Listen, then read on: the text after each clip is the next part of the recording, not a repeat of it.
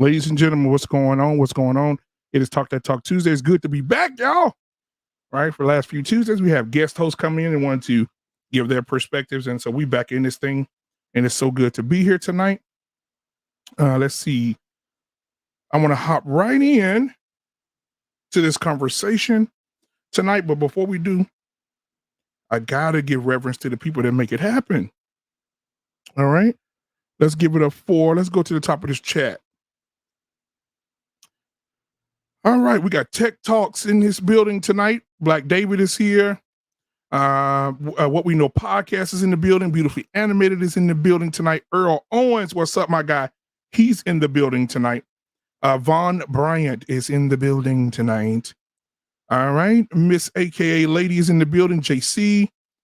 All right, Vaughn. Let's see. Tyrus is in the building tonight. What's going on, my brother? Let's see. Lady Navoa is in the building tonight, man. It's so good to see you. Beautifully Animated is in the building tonight. Let's see who else we got in here. Sugar Bomb, my girl. All right, girl, you built like a Glade plug-in, but you know your boy love ya. What's going on, my girl? Balled up bag at McDonald's with a milkshake in it, but you my girl. All right, give it up for Sugar Bomb's in the building, man. Thank you so much, Sugar Bomb. We always go back and forth, man. We always have a good time, so I appreciate you the mostest. Thank you, Sugar. Ruckus is in the building tonight. What's going on, Ruck? Let's see who else we got. We got Criff Joseph in the building tonight. What's going on, Criff? What's going on, my brother? All right, and let's see who else. That's it, man. So we want to start the conversation tonight. And this is going to be a good one. I feel it's going to be. We've been having for the last 3 shows. We've been killing the game for the last 3 shows with these conversations. So tonight we're going to keep it going. Listen, guys, it is not so often that you have a celebrity who has walked the streets of New York and beautiful, loving, caring woman. Hey, who has been on stage with the best. She's been out there with the likes of like on the sets of like Power, guys. I mean, come on, y'all black people know. Stop it. The girl got her own chair. She in the building tonight. Y'all give it up for Shoo Shoo. She here tonight. All right. So we're gonna start this conversation. Let's get everybody up, and we're gonna talk about it. But before we do, I want to jam out real quick. And while we jamming out, I'm gonna bring everybody up. So let me see what I want to play. What white chocolate at? Let me see white chocolate in here. Did I delete him? No, I didn't. All right, guys, we'll be right back after this.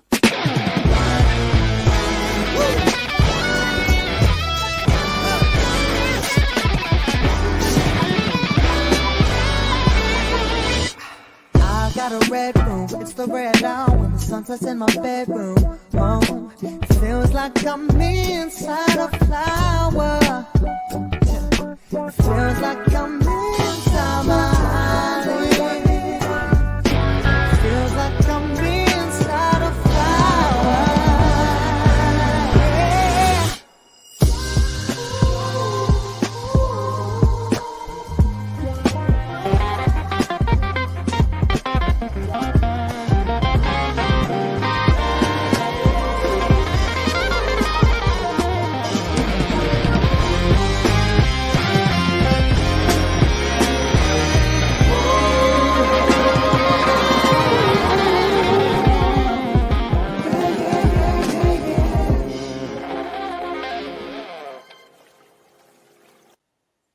All right, ladies and gentlemen, man, the family is in the building tonight. Y'all see them? Let's get your hands together. We got Mr. Bennett in the building tonight. We got Mandrell in the building tonight. The loving and just loving. Look at her, y'all. Look at her. Smile, shoot. Go on, smile for the camera. Give it to him. We're gonna say you for last. JT's in the building tonight. What's going on, JT? All right, last but not least, guys. Let's look at it. Look.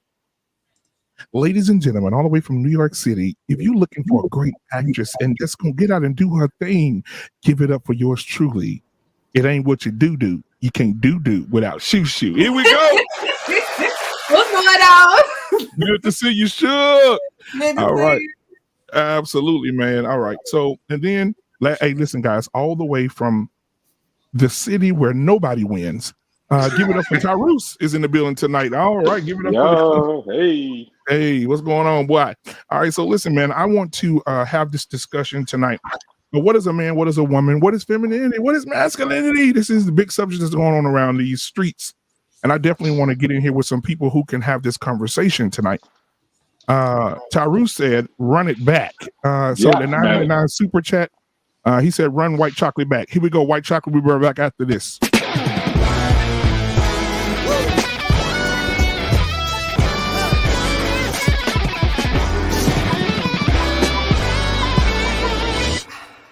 Got a red room, it's the red dawn when the sun sets in my bedroom. Oh, it feels like I'm inside a flower. It feels like I'm inside my eyelid. It feels like I'm inside a flower.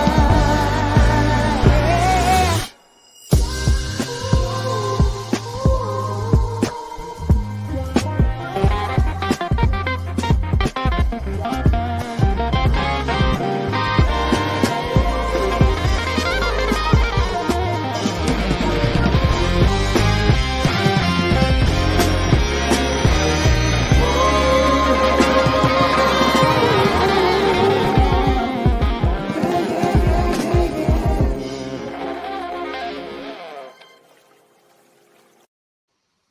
All right. I ran it back. Thank you so much, Tyrese, for that 999 super chat.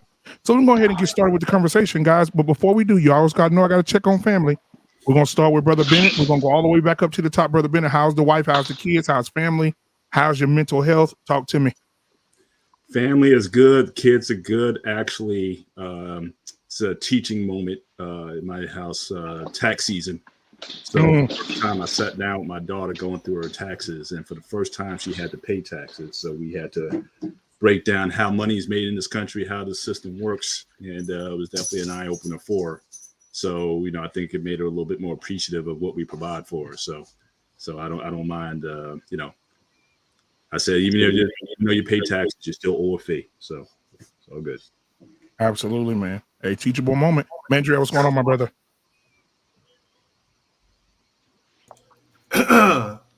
Taking it day by day. All right, man. I heard you hawking up that hairball. I was just making sure you was good. All right, Yeah. Tyrese. Yo, what's going on? What's going on, man? The Clevelandite. What's going on, my brother? Oh man, yo, I'm in a great mood. A little bit something of a gardener, and I just yielded my first results, and boy, oh boy, success. And I'm closing on the house in a couple months, bro. So I'm upgrading. I'm finally gonna be out. I'm ready. All right, man. Congratulations on the house, man, and being a gardener, a green thumb, man. But pretty good job, man. JT, talk to me. What's going on, man? What's going on, my brother? You tell me. Hey, listen, bro. Let me tell you something, man. Y'all, I happened to catch some videos of one of those councilmen in Detroit, in Flint. You know who I'm talking about? Eric Mays. Yeah, bro. Eric. I listened to Eric for about all day at work in my ear. Yeah. Man, I was laughing. People was like, "What is wrong with you?" I had tears in my eyes, bro. That dude don't take nothing off nobody. But how you doing, my brother? Oh man, I'm doing great, man. It's Tuesday. You know what it is. I love it. Family doing great. So, it done got back warm today. Michigan warm, not no other. It's Michigan warm. So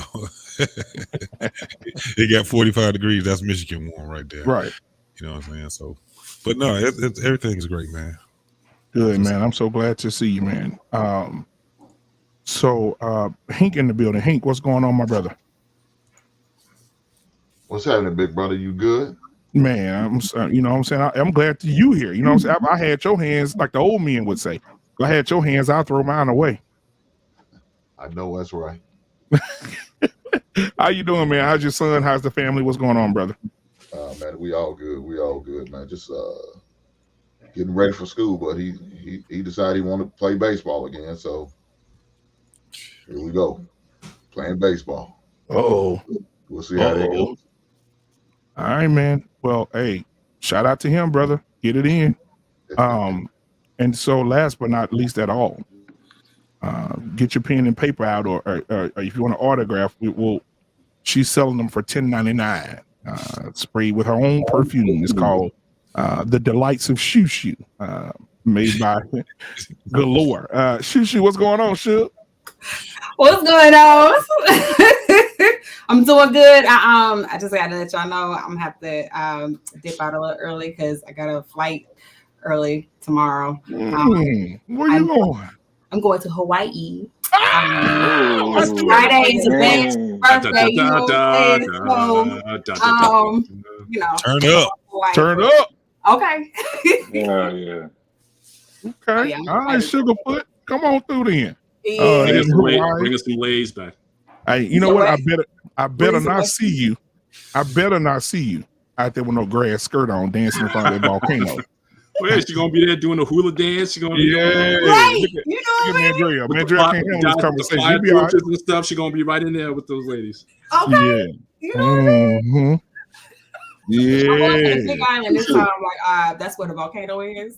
But you know, I've been checking back with them because I know it like erupted like twice, like once in like September, I think, and then again like back in January. So I've been checking back with things. But they were like, you know, it's still open to the public. Like it's not like flowing in the areas like that's harmful to like, you know, humans and stuff like that, or like, you know, where like most Did they say you gotta wear a mask? nah. Good. So I was like, all right, cool. I do know one thing though. Was it the Mount Mauna Kea? Like that's where they have like this observatory where like you can see like stars and stuff like that. I'm doing that too. I know they were like you got to bring like a big like a thick jacket because the temperature up there is like crazy. It gets up to 30 degrees most. Man, that Like, sounds dope. bring some warm goods and stuff. I was like, well, dang, all right. It's cool though. I have my jacket already because like it's pretty cold here, so I'll be prepared. It's all right. Absolutely. Shoo, Don't get caught in no Lisa Ray moment now. What you mean? You know, so once you touch down, you got to get laid. Whoa! You know what? Whoa! What? No, put your head out the gutter. That's what they call when you putting the lays around. Yeah. Oh, excuse me. Yeah. I was about to get jealous, JT. I was about to get jealous. Get laid, right? Look at me. Give me my flowers. They gonna give me my flowers. Man, Drill, like, what the fuck? Where's this going? Oh, y'all crazy, bro. Y'all crazy. Hey, Mandrea, check your phone for me, brother. I'm on it. I appreciate you, brother. All right, man. So listen, guys, thank you for being here. Trey, man, how you doing tonight, brother? Glad you're here tonight, bro. I'm good. I hope everybody's doing well. Absolutely, man. Thank you for being here. We got one more coming in. He'll be here in a second. But until then, let's start this conversation. So I want to go around the room and let's just ask this question. JT, we'll start with you. JT, what is a man? Because these questions are real hard for people to answer today. So I want to get some great perspectives tonight on what you guys think. JT, what is a man? That is a human being with integrity. He is led with logic, not emotions. Someone that can be a husband to take care of a wife and help build a family. He's also someone that is dangerous in life. You know, he can be the gentlest or he can be the most vicious. So that's just a couple. We just bring it all the way around. Somebody else say. All right. Shoo, what is a man? What is a man? A man is a male human being with a penis and testicles. That's a man. Now the characteristics and qualities that varies from culture to culture. Mm-hmm. But yeah, for the most part, you know, a man is, you know, he's strength. He's, you know, yeah, he's a man is a man. It's a human male. Absolutely. Appreciate that. So what I got out of this is, what is a man? You know, a man is, you know, a man. A man. Right. Basically, that's what it is. You know, a man is like, you know, a man. So, okay, so what is wretched? ratchet, like like ratchet, like Okay. Ratchet is like ratchet. ratchet. Like, yeah. Wow, Mr. Bennett, what is a man? Certainly, I would agree with Sushu on the anatomy portion of it. I certainly would agree there.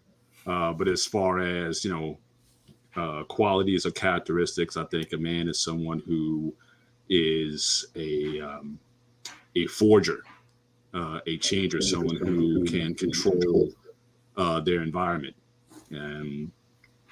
and someone who is accountable and is honorable to the words that they say.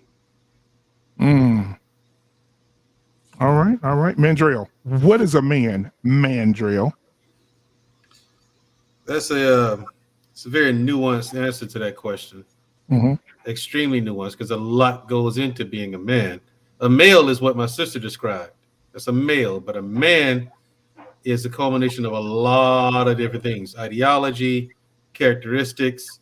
Like characteristics like a man who has a sense of honor, integrity. Doing the right thing even though no one's looking. That whole thing. Like JT said, taking care of his family, but also, and not leading with his emotions, but leading with his intellect and his instincts. But, there's a lot more to that. It takes you 18 years just to pass on what lessons you got from being a man. And then it takes that man the rest of his life to figure out what manhood really is. Because it never stops. You never stop learning how to be a man. Ever. It's there, like me and Teruse agree on this. There is no finish line. So I say, I'll just start with honor, integrity, honesty, humility, for one. You never want to get too. You understand that the world doesn't revolve around you, and you have to adjust to the world, not the other way around. We have the ability to change our environment to suit some of our needs, but we still have to adjust to the world because we can't control that. So you have to be adaptable. All right, and we'll get to those super chats in a minute. Tyrus, what is a man? A man is a person who protects his family. He provides for his family. He empowers his woman. He loves his woman, and he stands up for people that are not in great positions as he is. You stand up for the weak. That's what a man is. Okay, Hank, what is a man?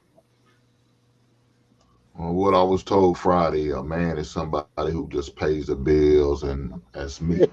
I'm a man who's share with Friday with our guys from the left.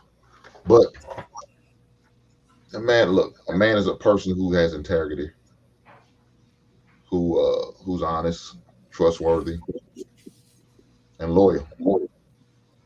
So. All right, appreciate you, man. All right, brother Trey, what is a man? Well, obviously the short answer is that a man is an adult human, male human being. Obviously, that's the short answer, right? But Right. the long answer is all of the things that the panelists before me described. But I would add that a man has foresight. He has an ability to use the wisdom and knowledge that he's gained over his time to be able to almost predict what can and could happen in the future, and then make the proper choices necessary to protect himself and his family against possible doom or anything that negatively could happen. I think that's something that men do. I know for me, my job as a father and as a man is to make sure that things don't happen to my family members that I know could potentially happen because of what I've seen and what I've been through. All right, appreciate that. DL saying thank you for being here tonight, man. What is a man? Man, I don't know. As a man, I should have put my equipment on. I think it's going to be one of them episodes. I'll tell you that right now. Every time I come over here, it's full contact. You know what I mean? Brother Mandrill tell me, the way, bring your mouthpiece, boy, bring your mouthpiece. So what is a man? A man is a male of a human born with male reproductive organs. Sperm as opposed to eggs, penis as opposed to, I don't even know if we can say the P word, a thing as opposed to a woo-woo. Is that how we talking over here? Yeah, there you go. Thing, woo-woo. That's fine. That'll work. So, because I know YouTube be tripping, y'all. But yeah, I see where you're getting to, what does it mean to be a man? What does it mean to possibly be masculine? What does it mean to be a protector, a provider, to be the rock, to be the head of the household? I think that's what we're going to get into tonight, and I can't wait to hear what what we come up with. Shout out to Susu and get that high in there before she jump on her plane and get laid. Brother JT, look, man, when you said that, bro, I was trying to pull me a drink. I spelt it. As soon as you said that, she getting off the plane, getting laid. Oh man, I messed up my drink. That damn JT. Yeah, going down there getting that Hawaiian bamboo. But anyway, bamboo is in Japan. Shh. He may be from Japan, Mandrea. He is visiting. Yeah, Shushu from New York. Hey, he said, "Lay in the bed and close your eyes." You got that from a Schwarzenegger movie. Yes, it came from True Lies. Yeah. My sister, I forced my sister to watch that movie like 10 trillion times. This is our comedy. This is our comedy moment, guys. Hold on, give us a second. We'll get back to it. Now, that boy said, "Lie in the bed and close your eyes. Do it, since you know. Do it, do so know. Do it, so know." Yeah, hey guys, if you have not watched True Lies, that's the movie of the week, guys. We recommend True Lies. And you know what, Mandrell and Shushu and everybody else, they have a TV show coming out called True Lies. Now. I saw the commercial. You saw it? Yeah, they're doing a TV show about it. But anyway, that was a great movie, funny as hell, action packed from front to end. Because Arnold gonna bring it. But did you remember when Bill Paxton, they had him at gunpoint? He's like, "I got a little dick. It's pathetic." It is pathetic. Right. But you know what? When he was talking, okay, guys, this, like I said, it's just a fun moment for just a second. Give us 30 more seconds. Hey, you still interested in that vet at all? Yeah. He's still trying to sell him a car. They got him out there in his underwear at gunpoint. The moment when he was in the car and he said, "So are you with a woman now?" He said, "Yeah." He said, "How does she look?" He said, "Man, she got a pair of titties, make you want to stand up and beg for buttermilk, ass like a 10-year-old boy."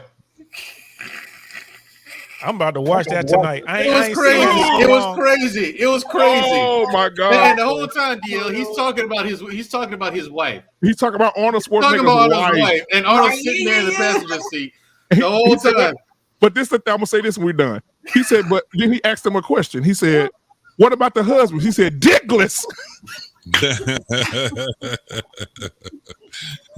Oh my God! But then, DL, you know, have these discussions. We're talking about people disappearing. Yeah. So Arnold and his homeboy pulled that on him. I've seen the movie. Oh, okay, cool. It's been a long time. I was like, I remember that part. Yeah, they went in there. Yeah, he's a car salesman. Bill Paxton was a car salesman. Yes. He's like, remember they had him in his underwear and they had him at gunpoint, nothing but drawers on, and he's still trying to sell him a car. He's still interested in that man at all. It's like, what? Hey, boy, always be closing. Always be closing. That's true. So guys, I want to ABC. So let me get back to it. Let me get back to it real quick, guys. So we figured that out. So we do have some beautifully animated. What you say? Red Lipstick Vibes is in the building tonight. What's going on, sis? Good evening, everyone. All right, good job. See you. Queen Smiley Rules is in the building tonight. She'll be here a little bit later. She had something to do, but she's almost through. Let's see here. That's about it. Earl Owens is in the building tonight. All right, so let's get to the super chats, and then we get into the second question. Eugene Steele says, with the $10 super chat, thank you, Eugene. He said, "A man simply a male human being. This is God's definition of those things. Provide, protect, lead are a man's assignments, which is why God gave the man his attributes." All right, thank you for that. DL Saint, thank you for your $10 super chat. He says, "Salute, fam. Shoot me the link. He's here." Thank you for that, man. And since we have Eugene Steele, I know Mandrell won't see it proper unless I play his twin. And so let's go ahead and play his twin. Here you go, Eugene. Can I get to the No, not yams, not tonight. No, can't get to the yams. Here we go. That's funny. You will give me jam, baby. I ain't going nowhere. Chilling right here. Me and a rapper jam on the track, chilling with the pocket clean.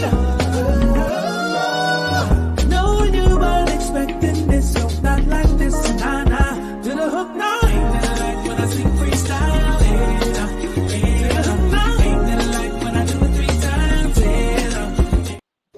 All right, yes, sir. All right, thank you so much for those super chats. I appreciate you guys.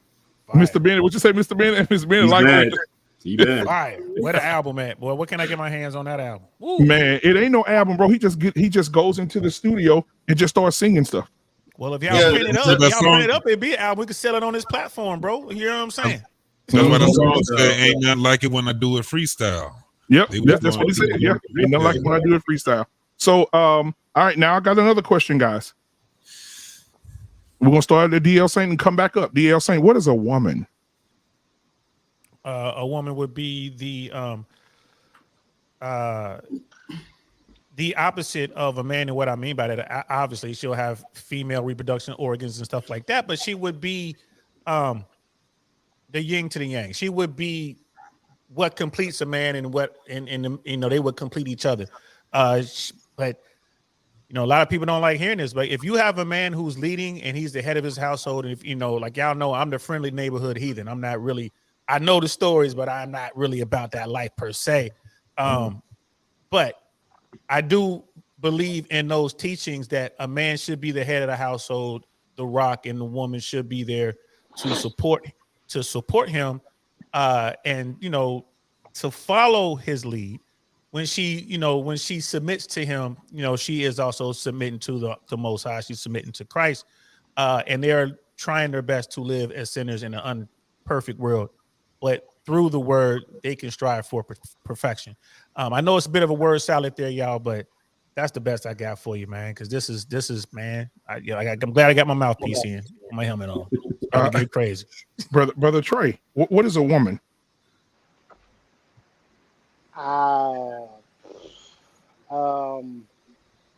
I couldn't tell you. I don't know anymore.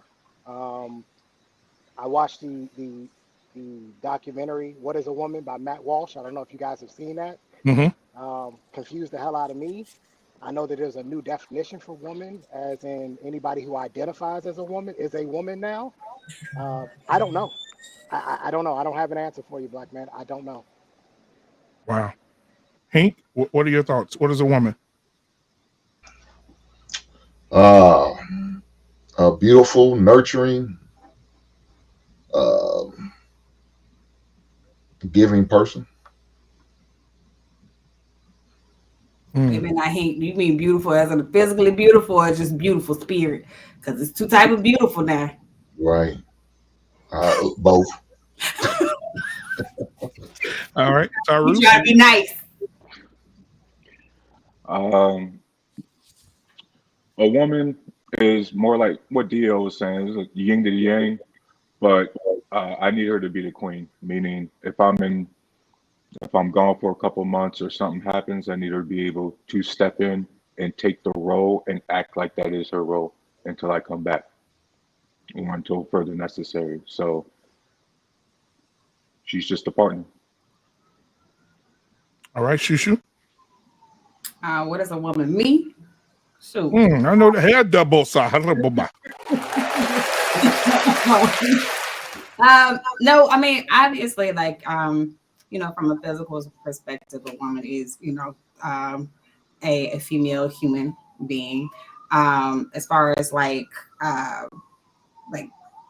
character traits or personality wise, or qualities and stuff like that, I would say it would be like whatever the opposite of whatever the society defines it as, but being the opposite of whatever the male's role is supposed to be.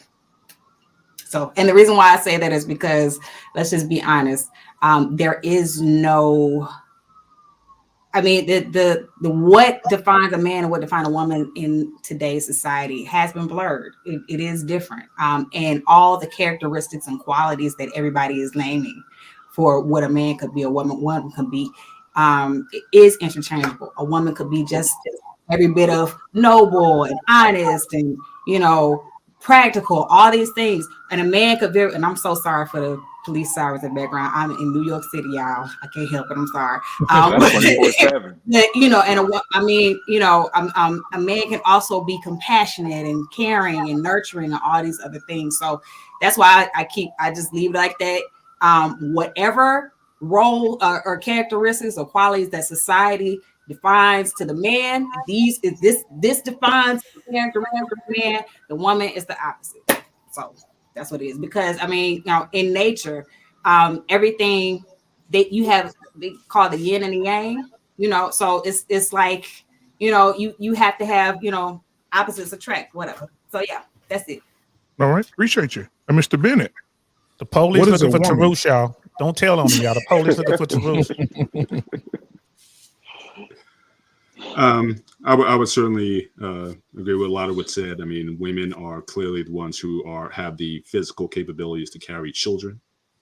And as far as the characteristics, that's where it gets a little fuzzy for me, because as Shushi was saying, I mean, a lot of the characteristics that we're talking about in men, you could, you know, as far as accountable, you know, respectful, you know, those things can suddenly go to a woman. But I think overall, their capacity to nurture, or their inherent desire to be nurturers, is, I think, is a major characteristic. I think both men and women have the characteristic. It's just it's a balance, because I think we both have, and I don't know if later on, if you're going to ask about masculinity and femininity, I think both men and women carry both. But if you just look just physically in men and women, men have a lot more testosterone, which helps to feed a lot of the physical characteristics that we're talking about, whereas women have a lot more estrogen.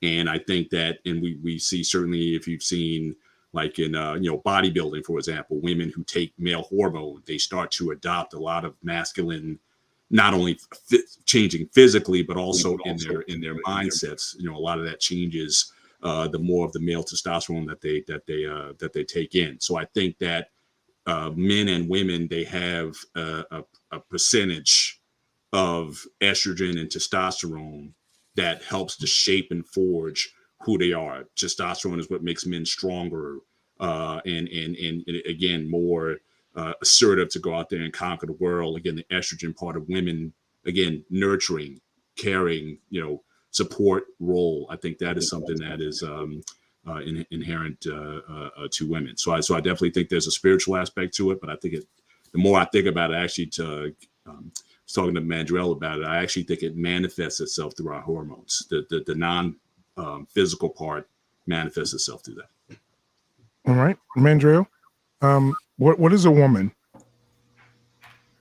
Well, much like I lean much more on the side of what Mr. Bennett was just saying. He took almost every point I had, to be honest. But when I was thinking about it, but like most people said here, it's the yin to the yang, or the yang to the yin, whichever, you know. She's the balance to the man's aggression and assertiveness. You know what I'm saying? Although there's overlap to both. Like, men can be compassionate and empathetic as well, but in a different way that women are. You know what I'm saying? Like, both male and females have masculine traits and feminine traits, but it's in a different fashion. It's in a different way than, you know, male and females, to the point where if two people meet up, they can mix well together and it balances each other out. But I mean, so as what is a woman? Everything Mr. Bennett said. In my opinion, he took everything. I was serious. I was thinking all everything he was thinking. I was thinking just about every single point. But there you go. Appreciate you, Mandrell. JT, what is a woman? Well, first and foremost, women is the reason why all of us is out here walking, breathing. That's the vessel that we come through for life, you know. So she's also a nurturer. She's also, you know, she's built where she can feed her own children. That's some dope right there. Don't even have to go to the grocery store. She can feed her own children. That's something that's very special. Not only is that, you know, it's very, very important that a lot of women end up doing that, to feed them children through the breast. A lot of women don't like to do that, but that is an essence of a woman to be able to do that. She also is the meat for the man. She is the bearer of femininity, vulnerability. You know, I love women. I ain't gonna even lie. So it's something that's opposite of me that I love to see. And I'm in with that. Right. And so we had a little pushback on what is a woman, because Robert H says a woman is a human with the ability to birth life. The fuck? So we'll get to Robert H in a minute. But thank you guys for that. We're gonna get into some deeper conversations here in a minute, because we got some more super chats, guys. So in these super chats, we got Beautifully Animated that says feminine, loving, nurturing, supportive, strong, beautiful, inside and out. And the list goes on. All right. Then we have Eugene Steele coming in with the with his comment. I want to make sure we read this one. A woman is a female human being. This is also God's definition. The woman is assigned to be the man's helpmate. This is why God gave the woman her attributes. Thank you so much, Ms. Eugene. And then Ms. Eugene came back with a 5-piece and said, masculinity and femininity are how well and how far the man and woman respectfully can carry out God's assignment. All right. Thank you guys for those super chats. I appreciate you. Let me get y'all sitting by the heart.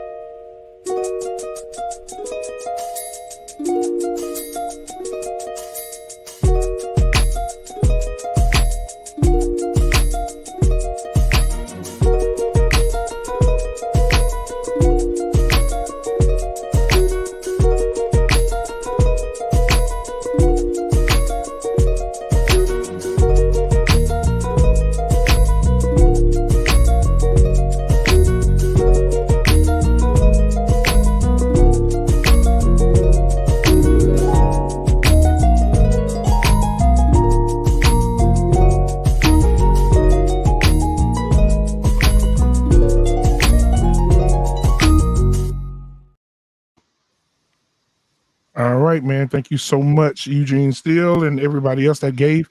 I Man, appreciate where it. you be finding these people? You know how hard it is to play the harp? Man, bro, I can't find. I be looking, yo, black man. I be looking, bro. I love music. I love everything about music. I be looking. I'm like, where the hell is black man finding this stuff, bro? Okay. Hey, man, I love music, bro. I'm a music guy. Yeah, I and look, love he still music. ain't saying nothing. Look, he like, no. So what I So what I do is, like, I'm a part. Like, you go to like music on Twitter, right? And you type in music, or it gets into the algorithm that you like music, and they'll start sending you, like, every time you get on, it'll be somebody performing something on stage, somebody playing an instrument, violin, all kind of stuff, bro. I just no kidding. Okay. Yeah. So you definitely picked the good ones. Not only the harp, but she plays the piano too. That's no walk in the park either. Right. Yeah, she's doing all three. Think about it, man. She's doing the beat pads and everything, the whole shebang. Exactly. You got the brothers with the violins. We're gonna have to see them before the night's out too. Yeah, I got the violin. Yep, I got the violin queued up. So y'all see that super chat? I'll definitely play the violin for you guys. The guy that plays the violin for you guys. Hey, hurry up! Somebody send some money in so we can see that. So in the jukebox. So what is femininity, guys? That would be my question. Thank you, Queen Spider, for being here tonight. What's going on? Another female voice in the building. I can't put y'all next to each other. Hey, can I? Why you can't put the queens next to each other? Yeah, okay. It's too much room. It's too much room. Yeah. And brother Black Man, can we add one thing to your question? Yeah. Is there such thing as toxic femininity? I like it. So like what is femininity, and is there a such thing as toxic femininity? Don't start no mess. So let's go ahead and we'll start with Queen Smiley. Queen Smiley, what is femininity, and is there such thing as toxic femininity? Anything can be toxic. And just want to shout out to everybody. Good evening, everybody. Shout out to everybody on the panel, and especially in the chat. Eugene said it earlier, what a male is, and I was just tickled pink at how y'all tiptoed around what a female is, or what a woman is, right? And so all the tap dancing around what a woman was, Mr. Bennett hit it. But the fact that many people on the panel could barely pull some female attributes based upon what women do these days was a bit shocking. Y'all know what a woman is, okay? It's y'all tap dancing around it if we don't want to hold women accountable for the things that they're doing right now. but y'all know exactly what a woman is, and so say that. So Now, before speaks we to the move forward, accountability. beautifully animated, I apologize, Sugarfoot. She had sent us out a super chat. She said, can't use childbearing on the list because some women, natural born females, can't bear children. And they aren't less than any other woman, just saying. So for that, I'll go ahead and cue up the violinist. And we'll get that super chat out of the way. We'll be right back after this. Oh, let me slow it down. Rapping with the singing, I be swinging. You can get it all free like welfare. Back to the beginning, know what I told ya. I got 2 degrees, now I'm dumb rich. This sound like some 718 shit. The living weirdo on the same shit. Damien, let's go violinist.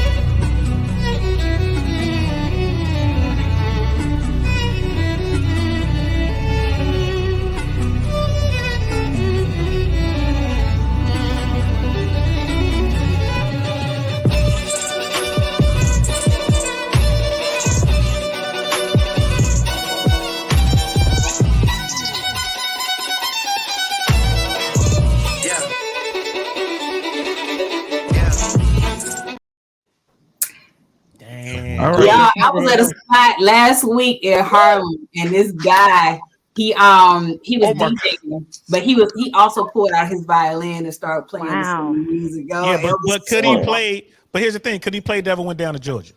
Oh man, don't that's the old jam, that boy. Hey, don't if he can't play that, that's he ain't no fiddle player. Well, he can. He was playing like all kind of hip hop, playing this all kind of hip hop music and stuff like that. So he's dope. That dude there killed it, bro. Killed it. That's Damien Escobar. I done seen him so many times. I got so much stuff, man, so many videos of him, man. With it, bro. Concert, and he look, go through his strings like crazy, man. That dude would go through his doggone strings in probably about 3 songs. He had to keep changing his violins. Yeah, man. And you know how Shushu had to put us all on our place. She's like, well, I was in Harlem. And yeah, I was out in Harlem. Yeah. All you stump hoes niggas, all you southern niggas, I was in Harlem. Yeah, translating you niggas. I was in Harlem. Good words in my mouth. I ain't even say that. But no, so DL Saint. Sir. Is there what is femininity? Is there such thing as toxic femininity? I think that we've lost femininity somewhere in the 60s. Because if you want to see femininity, like, go on back and watch Leave It to Beaver or something like that, man. Go on back there and watch something in black and white. You know what I mean? My 3 Sons, or go back and watch, The Honeymooners. You want to see feminine women in America, you got to go back, to the black and white days on TV. I'm talking about TV when you had to go up there and turn the TV like this, shit, click, click, click, click, click. It wasn't no, you know what I'm saying? We ain't had none of that. You know what I mean? Go back and watch the old school shows and see how women were carrying themselves and acting. Now look, and then once you do that, then click on your YouTube and then pop in what's going on now and watch these, women out here twerking and, tatted all the way up, got the face tatted up, and you know what I mean, got holes everywhere. That's fine, do what you want to do, but that's not feminine. At least to some old dude. You know what I mean? I'm the old man sitting in the attic right now. I'm 52 years old. I've seen the change happen. So, and is there such thing as toxic femininity? Absolutely. Absolutely. And it's like Queen Smiley said, anything can be toxic. It's just, I wanted to throw that out there because, just be honest, man, I'm sick and tired of hearing about men who take care of themselves 10 toes down and take care of their women and take care of their children and fight for their children. You call these men toxic. But then the women I just described with all the tattoos and, talking like men and could drink you under the table and, got more, she'll tell you, suck my D. Ladies, that's not being feminine. You gonna get mad at me and step up to me talking about suck my, I'm trying to keep it clean because YouTube be beating me up. I know they be beating up black men, but y'all know what I'm talking about.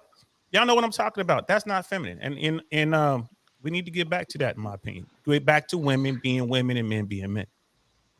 I think, if anything, and this may sound kind of off, but maybe we just need to go back to being segregated amongst our respective communities. And what I mean by that is there are communities within a community. Women who generally, what I've noticed, because I'm an actor, I'm an artist, so I'm in the artist spaces and communities. People who typically wear like, you know, the multiple colors in their hair and they tatted up and all of the stuff, a lot of them are very artsy people. I, for one, was raised under a mother who was very much so Miss Prim and proper feminine. But as an artist, before I decided just to dye my hair one color, I had 4 colors, and I'm talking about like as a shortcut. I had 4 colors in my hair all at one time, and it was fly because even my mama gave me my props on it, so I know it was fly.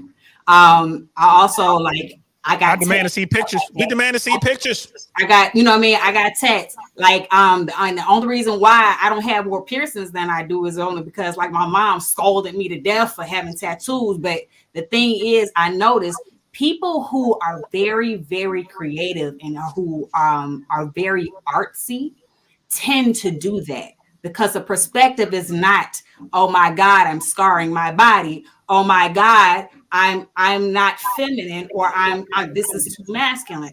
It's self-expression. So, and it wasn't until I got here to New York that I got to see that and understand that. Because in Southern culture, growing up in Alabama, yes, the Leave It to Beaver, you know, Miss Wear dresses and all that stuff, like, because like my great aunts, all of them were like that. You know, they wore dresses and all this other stuff. You know what I mean? Like that right there was it. Like there is no other way for a lady to be. But you know, and be that the case, that just means that if that's the kind of, if you are a woman who is very artsy, very creative, you don't fit into that box, in which there are women that don't, then you don't need to be in a space with women who do define themselves with, you know, the big can dresses and stuff like that. I mean, but for the women who are more conservative, the women who do believe in, you know, a woman being a certain way, then that's the community for them. And Shushu, can I ask you real quick? Are your tats visible? One of them are, but I mean, it's not outright noticeable. It's on my wrist, like this one. And a lot of times people don't even notice it. The other 2 are on my back. And the reason why I got them on my back is because I knew I was going to be an actress. And I knew that if I had visible tattoos, that would limit the kind of roles I could go for. Also, the reason why I colored my hair just all one color and just generally black is because having all those colors in my hair limited the roles I could go out for too. So, you know. And Queen Smiley, real quick before we move on, Queen Smiley put in the chat that it is an expression. Now, I will say this. Yeah, some things are an expression, but sometimes we go too damn far. You know, you planning on being a wife, but you got a hoof in your nose, your eyelid is pierced. Black man, before you go all into that, there are men who are there are men who do it and men that love it. Well, we'll talk about them too. We're gonna talk about that masculinity, because I don't think that's what I'm saying. Black man like is opinion. This whole idea that femininity is one thing. Well, men do it too. No, it's not. Trey, it's not a men do it too conversation. But that's what you did. As soon as he said it, you immediately went to, well, men do it too. No, you didn't hear what I said, Trey. I said there are men who like that kind of women in that community. I didn't say it's men who do all this. They didn't get tattoos and stuff too. Now remember, Sister Shushu said that's what she was saying. What people should get back to their get to their own community. Yeah, that's because there is a place for them. That's the place they need to be. That's how people end up being depressed and all this other stuff, because they're trying to fit into a pocket that they don't fit into. You know what I mean? But at the end of the day, when it comes to like issues, social issues and political issues that affect everyone as a whole in the community, then collectively we can come together. All the communities within the community can come together. But other than that, everybody who doesn't fit within this one mold needs to find their community, and there's a community for them. Right. And in that community, well, like you just said, you got a tattoo on your back because you know it would limit you. What about those women who have all those piercings, or men who have all those piercings? Doesn't it limit their lifestyles as well as far as employment? It does. But somehow they find it. I don't know how. I don't know what kind of they interviewing they No. doing. Right, But Queen somehow, Smiley, would you hire a dude with tattoos on his face and with piercings on his chin and his lip and his eye? It depends on what profession I'm in. right.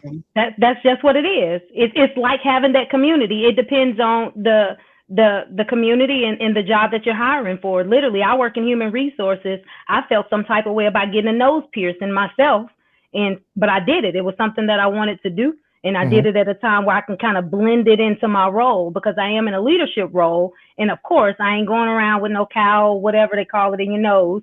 However, my chief HR officer hired a temporary worker who had one, and they end up bringing her on full time. One chick even had pink hair, and that just blew my mind. Because that's something for us as Black people. We can't walk in anybody's office and say, hey, can you give me a job? And I got platinum blonde hair. Most oftentimes they look at us like we're Bunquisha, but a white female can walk in there with pink hair and get a job. And so it depends on, again, to Shushu's point, it's the community, and people have preferences, and we keep painting this broad brush. Women that do these things are limiting themselves because they got tattoos, because they got this. I posted in the chat, I literally got tattoos, piercings, and I still wear a slip under my skirt. I'm all the way feminine, but I express myself the way I feel like expressing myself, and that's not to, I'm not going to be the spokesperson, the spokeswoman for all women to say, hey, everybody define femininity by Queen Smiley, or you have to be like Queen Smiley. So we can't say that because there's a community or a population of people exhibiting certain behaviors that all women fall under that umbrella. Right. Yeah.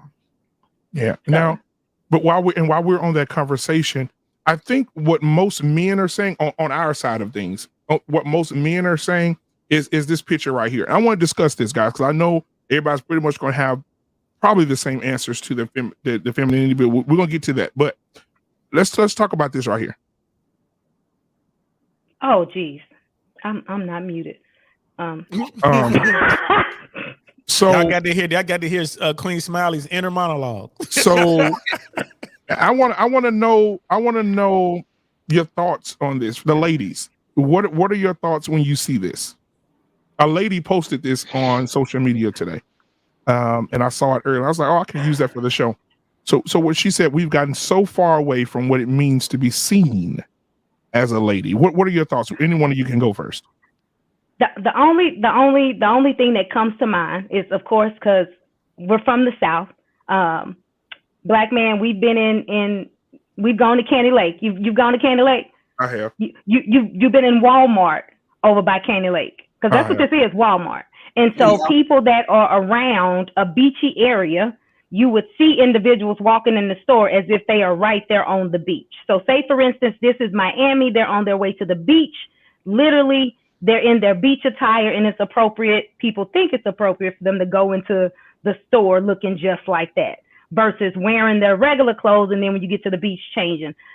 It's acceptable in some areas. I, for one, wouldn't dare do no such thing. I'll be looking for my slip. Shushu, your thoughts?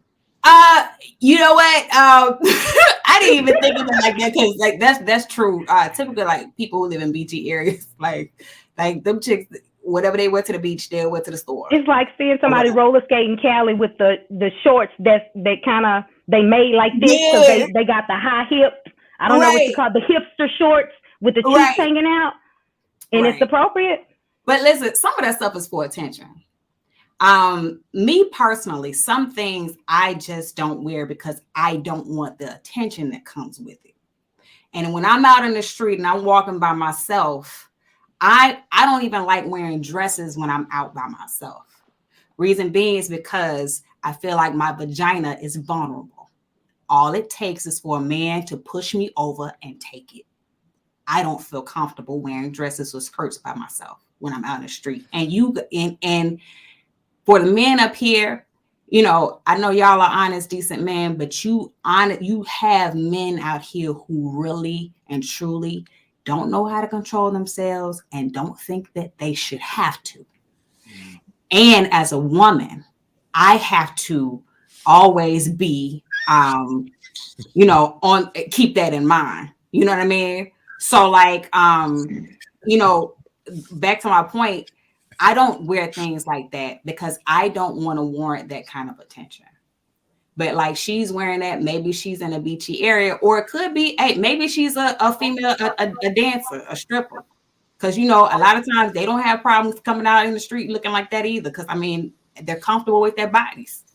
So is this? So would you say this? I wouldn't dress like that. Okay, so watch how quick this goes, fellas. What are your thoughts, Tyrus? We'll go with you first. I instantly thought, because I've been to beaches in Texas, Florida, Georgia, all along the coast. I instantly thought, oh, this is somebody who needed to run into the Walmart real quick. You see that all the time on the coast. In Europe, by the way, it'd be even worse. Y'all wouldn't make it over there in like Italy and stuff like that. If this bothers people. All right. 2 pieces, literally, to roost. So, Brother Hink. Brother Hink. You and your woman at the beach. She running to Walmart like this. What are you gonna say? She wouldn't be wearing that at a beach for mine. Oh, she gonna be wearing a hijab, Hink? Oh, here we go. Why you always gotta go bitch mode, man? That wasn't a bitch mode, bro. You're the one talking about I'm not gonna run her in like that. No, she wouldn't. Why would I want my woman to dress like that? Why would I want her to just run into the store, beach, bro? Why would I want her to let me ask Tyrus. Tyrus, would you be okay with your wife wearing this? Yeah. She got to run into the store real quick. You probably got one just like a matching outfit, just like it. She got a lot of bikinis, bro. I know. Trey, what are your thoughts? I mean, in 2023, that's a Tuesday. So I'm not. It doesn't surprise me. I'm not shocked. I'm from DC. I see it. I see that type of clothing often. And when I used to work my overtime at Stadium nightclub, I would see a whole lot worse than that. So it's a Tuesday in 2023. DL Saint. I'll start with Your this. friendly neighborhood heathen. That's me. Right. Friendly neighborhood heathen. I know the stories now. You don't want to get into Bible trivia with me. You might lose. Be careful now. I had to go. I went to school every day. I went to a Lutheran school before they turned me loose into the public school system. So I know the stories. But here's the thing. Women can do what they want to do, especially here in America and probably most, modern westernized world. Women can do what they want to do. Ladies, you are free to dress any kind of way you want to dress, act any kind of way you want to act. But that is inappropriate for me. I think that's inappropriate attire.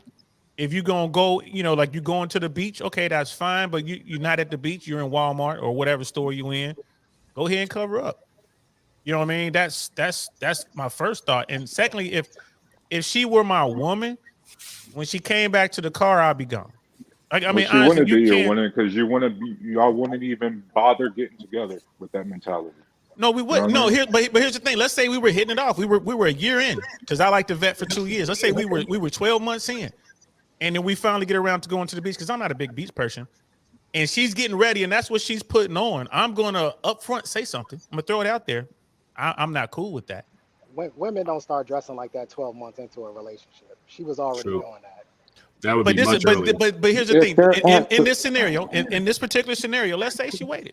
Let's say she was running her famoose, I'm running my famoose, right? Let's say she waited. But the moment I see something like that, it's cool. And I'm not gonna make a big thing out of it. I'm not gonna read the riot act, nothing. I'm not gonna, leave a copy of the 10 Commandments. Saying yes or no, is your girl allowed to wear a bikini at the beach? Not that. No, not that. No, not with me. No. God damn. So y'all mean that's a quick question. Just a quick question. Hey, man, I see why you out in the garage because you ain't the man of your goddamn house. She ain't in no damn beach. She at Walmart. I just got a question for the guys. Ultimately, basement, bro. We don't even know if that's your crib. No, it's mine. I promise you, it's mine. Can I ask a question before we go down this rabbit hole? I just want to ask the fellas a question. So you and your wife, your girl, whoever y'all got, y'all take a cruise, y'all go to the beach. What are they wearing to the beach? A full armored bodysuit? No, I don't have If I can get her in with me, Well, yeah. hold on. nice- Let me tackle this first. Let me tackle this first. I'm just curious because you're with your woman and you're on the beach. What y'all doing? If I'm with my woman on the beach, and a girl passed by me in that, what does a man naturally do? I'm not asking that Wanna hit that question. split I'm now? asking y'all personally, Listen, because you're gonna look. It's human nature. Because even us as women, when we see a woman pass by there, we look at women. Okay, I don't care anybody lying. They lying. Some of you dudes need to move to the Middle East. Even Straight going up. back to the earlier question in terms of what is feminine, I truly think that a lot of I do think there's some relativity in this area. I do. People were talking earlier about the tattoo issue. Well, go to Samoa and see all those women with the natural tattoos. Even That's Latinos. that's culture, I mean, though. Tarus. That's culture. That's what I'm saying. It's relative due to culture. Latinos, I mean, we're always lauding Latino or Latino women for being feminine, but a lot of them, they get tattoos, they get them early, and they get a lot of them. And their men don't look at them as any less feminine because that's part of their culture. There's a lot of things. There's a lot of things in African culture. Things where they got the lip rings and the nose rings and all of the stuff, and they get the scarring on their heads as like this tribal symbolism stuff that Mr. we Bennett, how the in Chinese this women, culture they we may squeeze not their look feet at as in there because being that's feminine. feminine You know attracted to us, but it works in the culture. Go to Brazil. We talking about the thong thing. Go to Brazil and see how the women are thongs at the laying out on beach the a part beaches of and our whatnot. culture? Is What's thongs that? at the beach? Is thongs at the beach a part of our culture? Are thongs in a Walmart a part of our culture? I'm saying it's part of some cultures and it's changing, and culture does change. Here in America, Wait a minute, culture. Go back to the 40s and 50s and what was considered indecent for a woman to wear to a beach here in compared America, to do you an see women average walking bikini around the today. It Walmart with changes. thongs on? It's Is that our changing. culture? That's not our I'm culture. saying it's changing, and you may not like the cultural change, and that's fine. But I'm saying, for some people, it's as well. My thing is, I'm usually a when you're in Rome kind of guy. Like, look, some people go to nude beaches. Look, I'm not into that. My wife and I aren't into that. But if you're at a nude beach and you want to be bare and walk around, that's if you're in that area, that's you. My wife, she wouldn't. I know my wife wouldn't wear that. But I'd be lying if there's not a segment of myself. It's like, yeah, just one time you something like that, But she has her own stance in terms of what she thinks is appropriate. So again, culture is going to change. Why is she even wearing short pants? So that's a waste of man material. She might as well not even wear that shit. You can see everything. The problem but this does get down to, again, we don't like what's happening in the changing of the culture, but it's happening. So, but other cultures don't feel the way we do. So you got to localize some of this. Y'all are so pressed with other people are doing in their lives that don't bother you. So this is the thing, to put it in context. Yeah, go ahead, JT. One mic. Go ahead, JT. Yeah, Trey was trying to get in there too. Y'all can't hear Trey. He's got a low mic, but Trey was trying to get in there. Oh, go ahead, Trey. Well, all I'm trying to say, and I'll answer the question while I have the mic at the same time. And I'm gonna tell you a really quick story. When I first started to date my ex, on our first date, we decided to go through each other's Instagram, and she had a picture of her on the beach in a thong. I turned the phone around, I handed it to her. I said, if you want to date me, this has got to go, and I don't ever want to see it again. I said it just like that. I'm letting her know right there from the beginning that I don't tolerate that, and I don't play that game. You know what she did? She went right on her phone. She deleted the picture. And we never had a conversation like that ever again. We wound up having a relationship and having a kid. I feel as though the issue here with a lot of this is that, yes, Tarus, relationships don't work. I don't know if you're new to the clearly, world. bro. The way you absolutely. I know that it's hard for you. This ain't a garage, boy. I know that it's hard for you Yeah, to this ain't your mom's understand basement either, that this is the real world, but everything doesn't work. At the end of the day, the bar is so low, and we as men have allowed this bar to be so low that we can't even deal with women who are running around butt naked without telling them that that's not okay for us. And you can't do that, and I won't be with you. Now, the men on this panel, sure, they can do it. But by and large, the majority of men are not doing it. There are a lot of men that are in that Walmart right now that are giving her their number or trying to get her number and trying to take her out. Why? Because she's practically naked in a Walmart. The bar is too low. I mean, with Trey, not for nothing, you can wear turtlenecks, and the dudes still go try and get their holler and get their number and stuff like that. So I get what you're saying, like where you're going show with me the it. majority of men But that hollering at women with turtlenecks on. I'll wait on it. Bro, You said men what are now? hollering at women that are dressed like Show Little me. House on the Prairie. Show me this large group of women that are fully clothed. Hold on, let's let men are Shushu go. running Let's let behind Shushu to go. find. Go ahead, Hold on. Shushu. You said what Before now? Shushu- Show me the before amount of Shushu men goes. who are hollering at women with turtlenecks on. Right. Yeah, And before you answer, Shushu, before you answer. You act like an emotional girl tonight. Tonight, Here's the thing. Before you answer. All the girls with turtlenecks on are the ones that they should be hollering at anyway.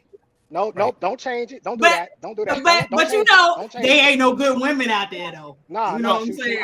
I'm asking, where's the group of men that's running behind women with turtlenecks? The same group of men, the same dudes They're gonna follow women with burkas on. They'll follow women with turtlenecks. Right. The same dude. Hey, brother Trey, I definitely got to push back on this.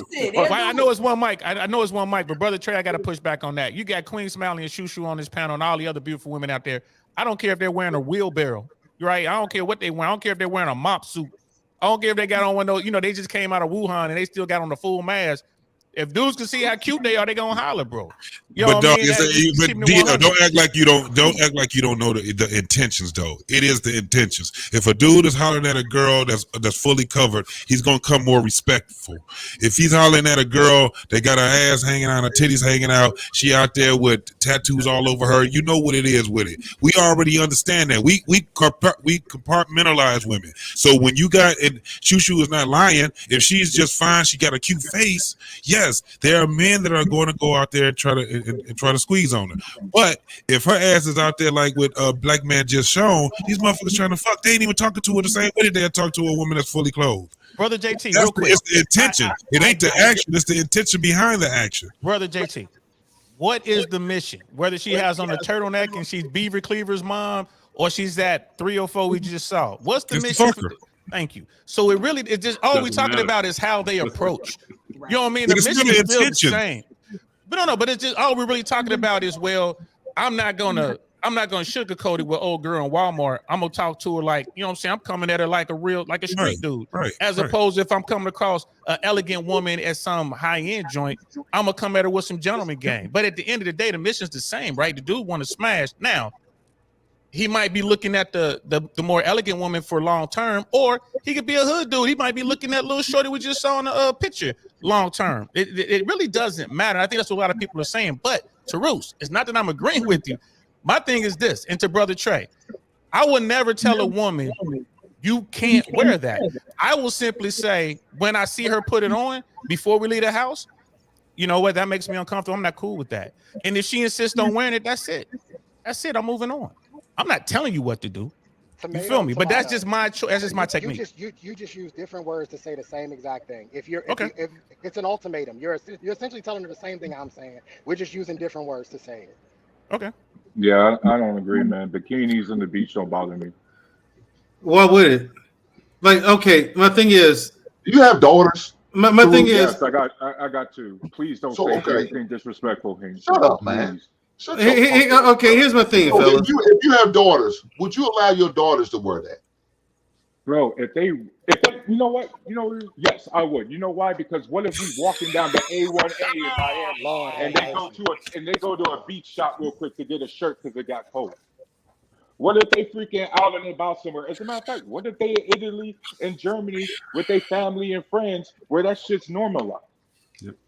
You a goddamn fool. Yeah, no, bro. It ain't normal like that.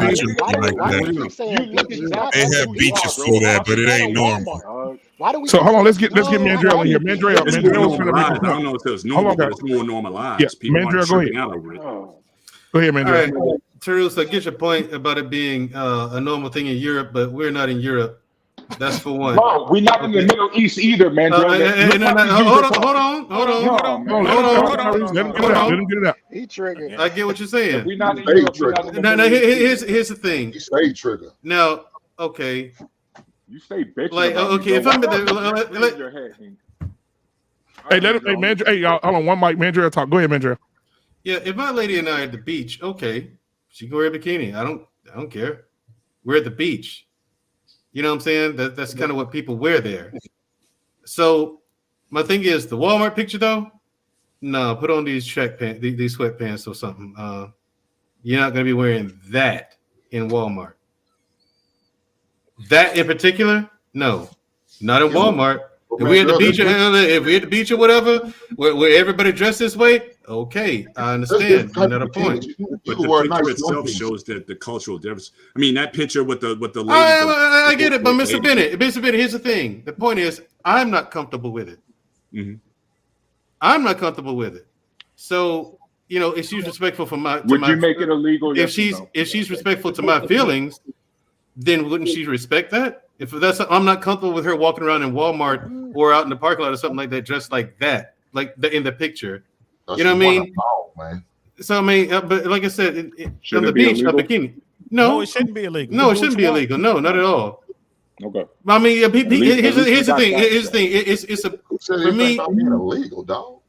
That's I don't think. Yeah, that's extreme. Y'all always talking about from a control measure, bro. Y'all always talking. It's not a control. No, it's not a control. No, hold on. Let me flesh this out. Yeah, I am talking about it. Wait, hold on. Let me flesh this out so people don't misunderstand me.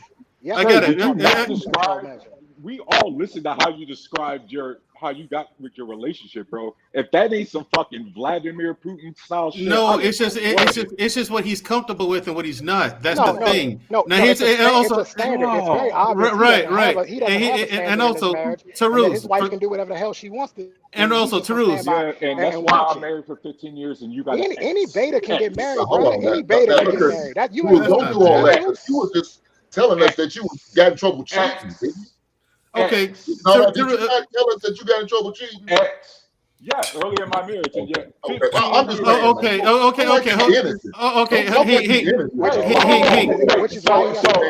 on, one mic, guys. Everybody can hear you. Let me finish. Let me Andrea finish. Oh yeah, because I gotta go in a few minutes. Listen, for me, when it comes to what my lady wears, I really don't care.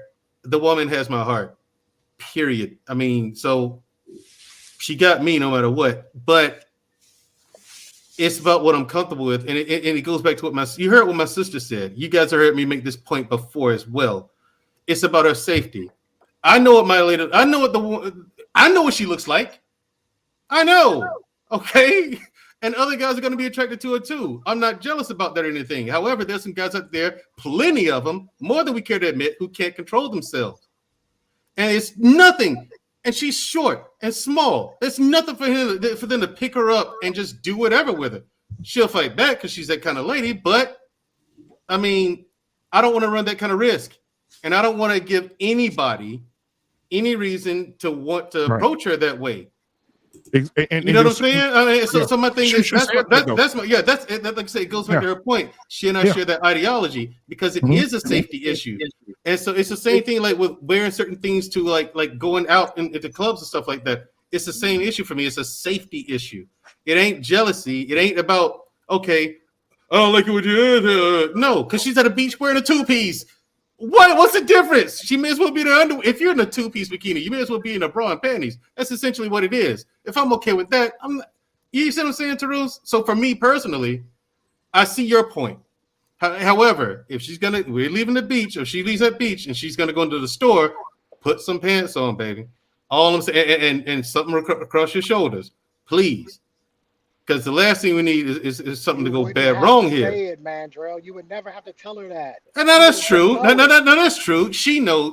My lady, she knows. You know, she wouldn't do that. But I'm just saying, hypothetically, this is hypothetical. This is how I feel about the situation and my thoughts on it. You know, so hypothetically, if that's the situation, that's why I would take that approach of covering yourself up. America's a wild place. You know what I'm saying? And so, I mean, I'm like, nah. It's not that ain't cool. I mean, because too much can go wrong there. Way too much can go wrong there, especially if I'm not around. And if I'm around and some guy violates her, I'm going ham. And that's the thing. That's what I wanted to bring up. Up. And to keep me out of jail. And to keep me out of jail, right. Put on your pants and go in Walmart, right? Because what happens with a dude, okay, say for instance you're at the beach. Say for instance, I'm going to bring up some old guys. Tell them my age. Say for instance you was at Freaknik. You had to go to Walmart to get Why something. would you be a freak neat? Hold on, just give me a second. Why would you be a freak I'm giving you an example. If you're at Freaknik and your wife Bad go example, bro. No, hold on. Wait. What if you're not even at Freaknik? What if your wife was at the beach or she went to a pool or something? She went in Walmart with that on, and you got a drunk dude at Walmart, and your wife passed by him. He slapped on that ass. That's what I'm talking about, girl. Look at that ass. Right? You going to jail? Well, he drunk because he gonna slap any girl on the ass. Oh well, not it wouldn't. But the problem, Paris, is he slapped your lady. He slapped your lady on the thing is he slapped your lady on the ass. You're right. Drunk guys do stupid shit, but So the problem is he slapped your lady on the ass. No, I'm not gonna shoot. I'm saying dudes do stupid shit no matter what women are wearing. Yeah, they do stupid shit like that. He don't do nothing. Yeah. He's going to encourage it. Let's be very clear about something. At least I use real world examples so y'all can actually have some critique while y'all niggas stay in the shallow. Hold on, Tyrus, real quick, Tyrus. I want to say something to you, Tyrus. I want you to do me a favor, Tyrus. Next year in February, on the 17th, 18th, or move up a day, 18th, 19th, and 20th and 21st. I want you to bring your wife down to New Orleans, Louisiana, and we're gonna meet up with you. And I want you to tell her to put that on, and I want you to tell her to go down. I want you to walk down Bourbon Street during Mardi Gras. And I bet you your wife have 103 handprints on her ass by the time she get back to the hotel. She have a lot of bees, that's though. guaranteed. So are you saying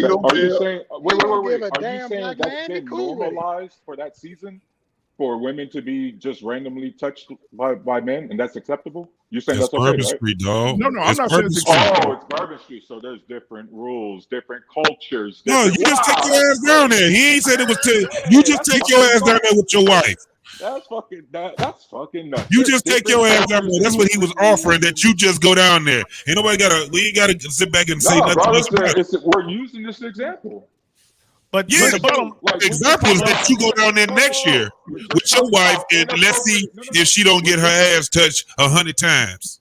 Well, black he's okay with it though. He don't care. Right, he don't care. Don't those women during Mardi Gras wear those stuff all the time? So are you saying that somehow that's the purge of America when men are allowed to just randomly touch women during Mardi Gras? Have you ever been?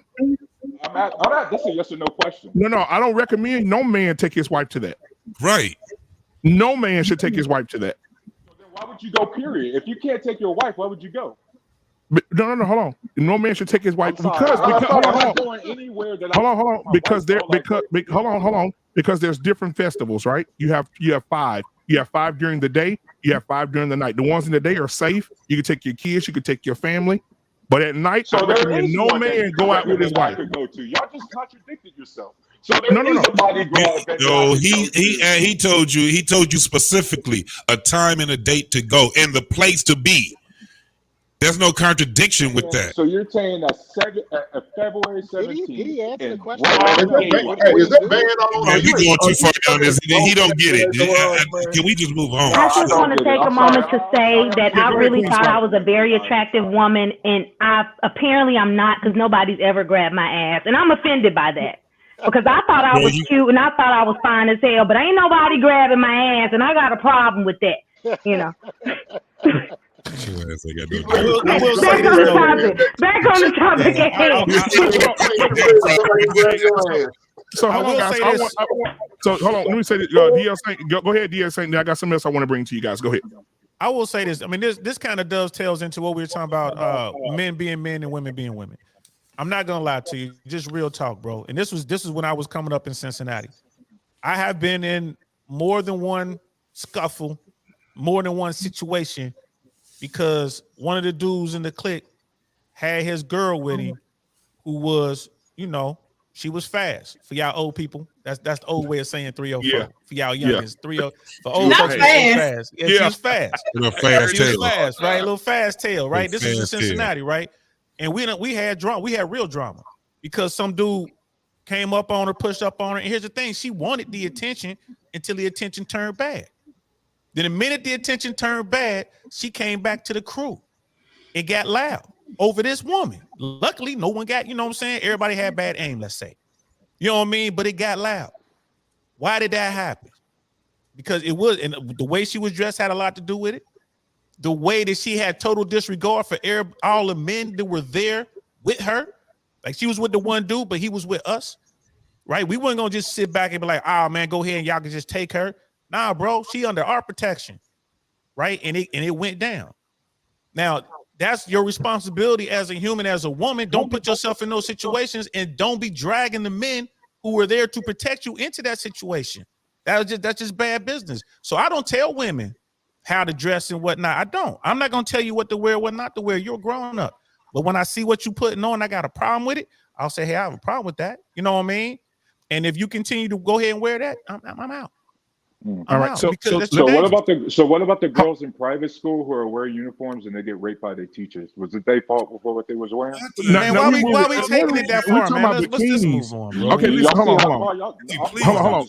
So hold on, man. Brother Clarence from Let's Talk the Better Black Life says your wife would and should be in tune with your desires as her husband. He said, what does your wife think? Let me go to this next one here. Let me pull it up. Where is it at? There it is. Where did it go? Oh, there it is up there. My bad. I clicked on the wrong damn one. All right. They said, what does your wife think of you if she knows that you don't like her dress and dress like that anyway? She don't have no respect for you at all. None. Zero. Goose egg. There's no respect there. Well, that's not necessarily true. You Because tell I mean, here's the thing. Like, let's say she really likes that, whatever it is, and then you say, "Hey, don't like that. Change it to something else." But then she says, "Well, what's wrong with it?" You tell her what's wrong with it, and she still don't see a problem with it. And y'all have that conversation. Well, no, I just say does that still mean she doesn't respect you? Yeah, zero respect. That's Okay, right. but Because my change it and maybe have a conversation. exactly. No, I think I agree with you guys. Don't get me wrong. I agree with you guys. I'm just throwing the hypothetical out there. Yeah, because what I would do is I wouldn't even get serious about it. Hey, I don't like that. Yeah, but what's wrong with it? I don't like the way that looks. But okay, well, I'm just wearing it anyway. Okay, that's fine. I said I said I'll leave the door open for you. When you get back, just wake me up. Let me know you made it home safe. I mean, it's just simple. It's simple for me. I'm not going. If I say I don't like it, I'm sorry, Yeah, man. it's not gonna be no argument or nothing.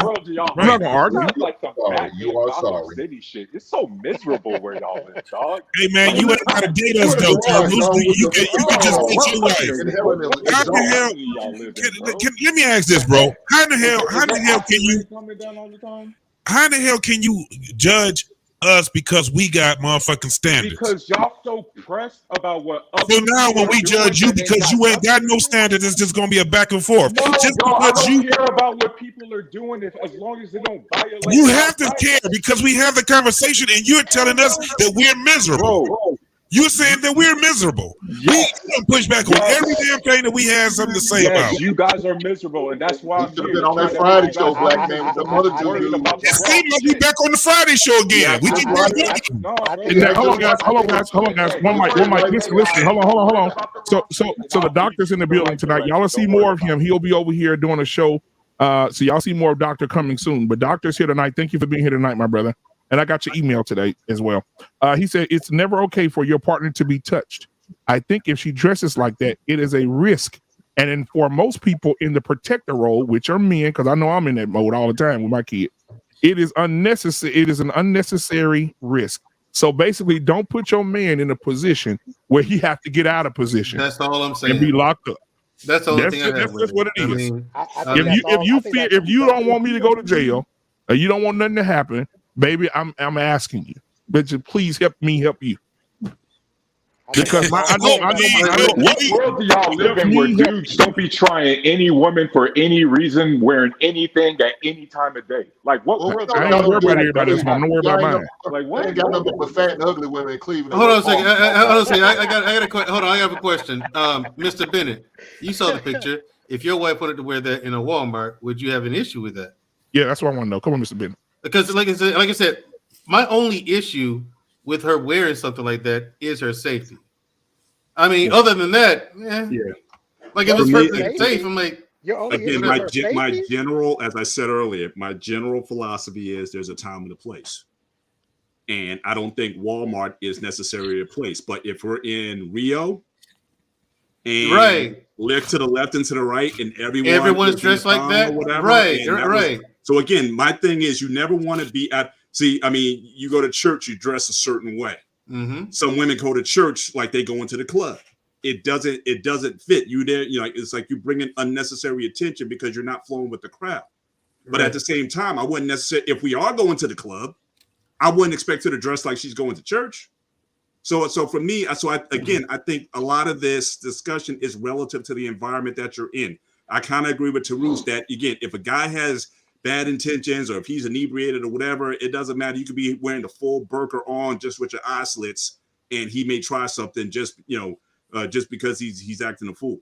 But so I don't want to go too deep as all, my wife, that's never, I think a lot of the issue is, I think for some of the people that attire wouldn't be appropriate anywhere.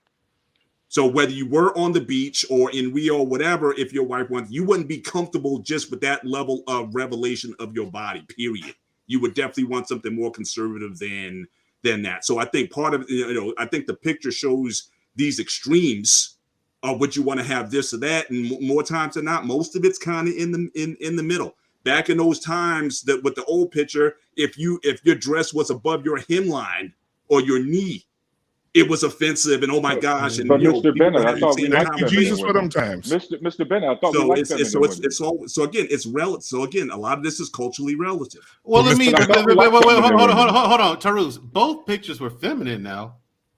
It's just which one was appropriate. It's just which one. It's just which one's appropriate. Which one is it? Like again, like I think we're conflating terms here. I think there's such a thing as class. Yeah, it's feminine. That's appropriate. And again, you don't know anything but the picture, bro. And by the way, how many memes do we have of people in Walmart? Could have just been taken from like decades ago, for all we know. Like, also, it doesn't matter when it was fucking out of line. Listen, man. Hold on, guys. Hold on, just a second. Hold on, just a second. Let me give you the scope of what today looks like. Because the lady on the left, she probably been married for 63, 73 years. The lady on the right probably been ran through 7 times, 3 kids, 3 different baby daddies, and nothing. So let's be real about today. Like Queen Smiley said earlier, let's stop dancing around and tell the damn truth.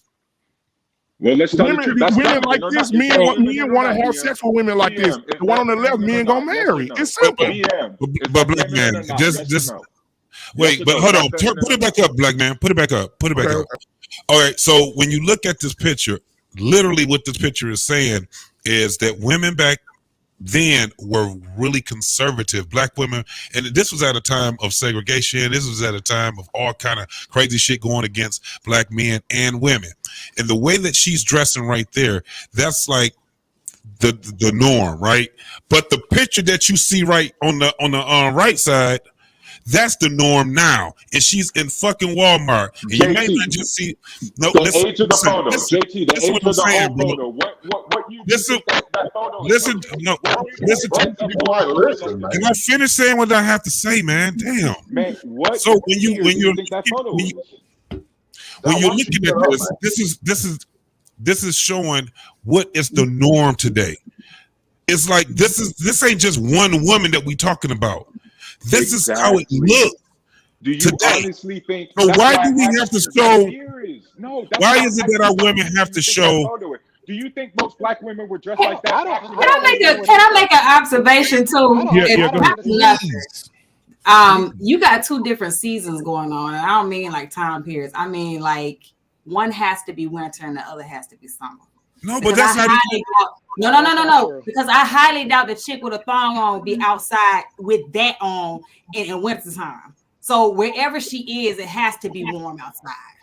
With the woman on the left, I highly doubt. Like granted, women were covered up back in the day, but I highly doubt she had them gloves on, that long sleeve shirt on, that super thick dress on down at the bottom with all them layers. Like I sincerely doubt. I know they were weird. The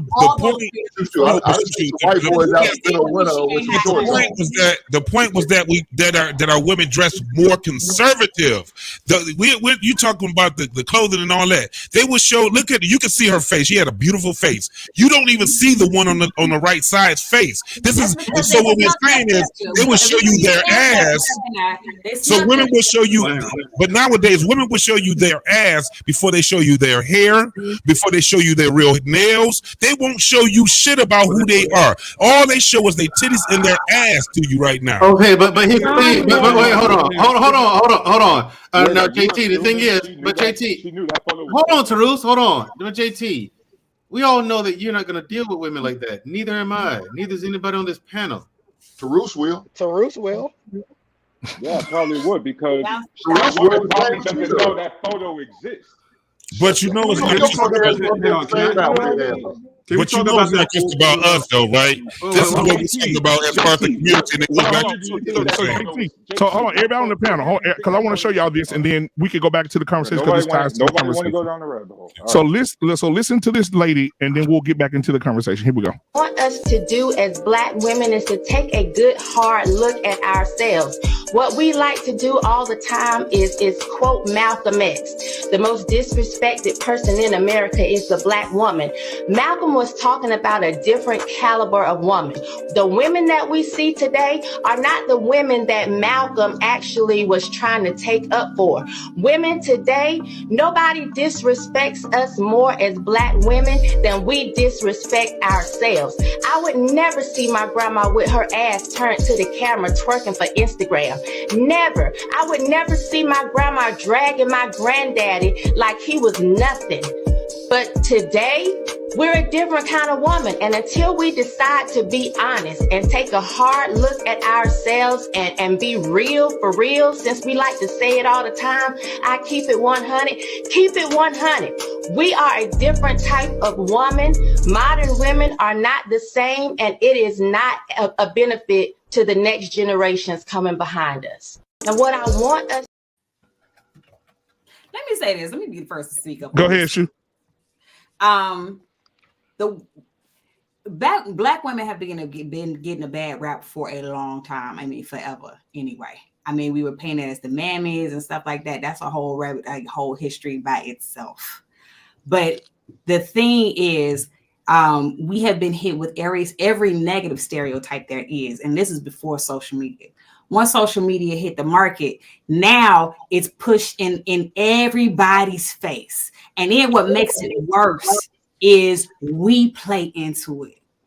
That's where we go wrong. We play into it. All this, the whole idea, the conversations about, our images in the media and what we win, what they win, the feminization of men, and we play into our own demise every time. Like this whole, I'm so tired of hearing how disrespectful, how masculine, how Black women got their ass and their titties out, how Black women ain't this and Black women ain't that. Like you can't. Being in film and television, we have hit an era now where there are more roles opening up that show Black women in a better light, but the only ones we gravitate to, the only ones we watch and we support are the ones where Black women are being dogged out or we look like we are absolute like fools. We play a role in that, and then got the nerve to sit up here and get mad because somebody else of another race has the audacity to say the same things we saying about our own people.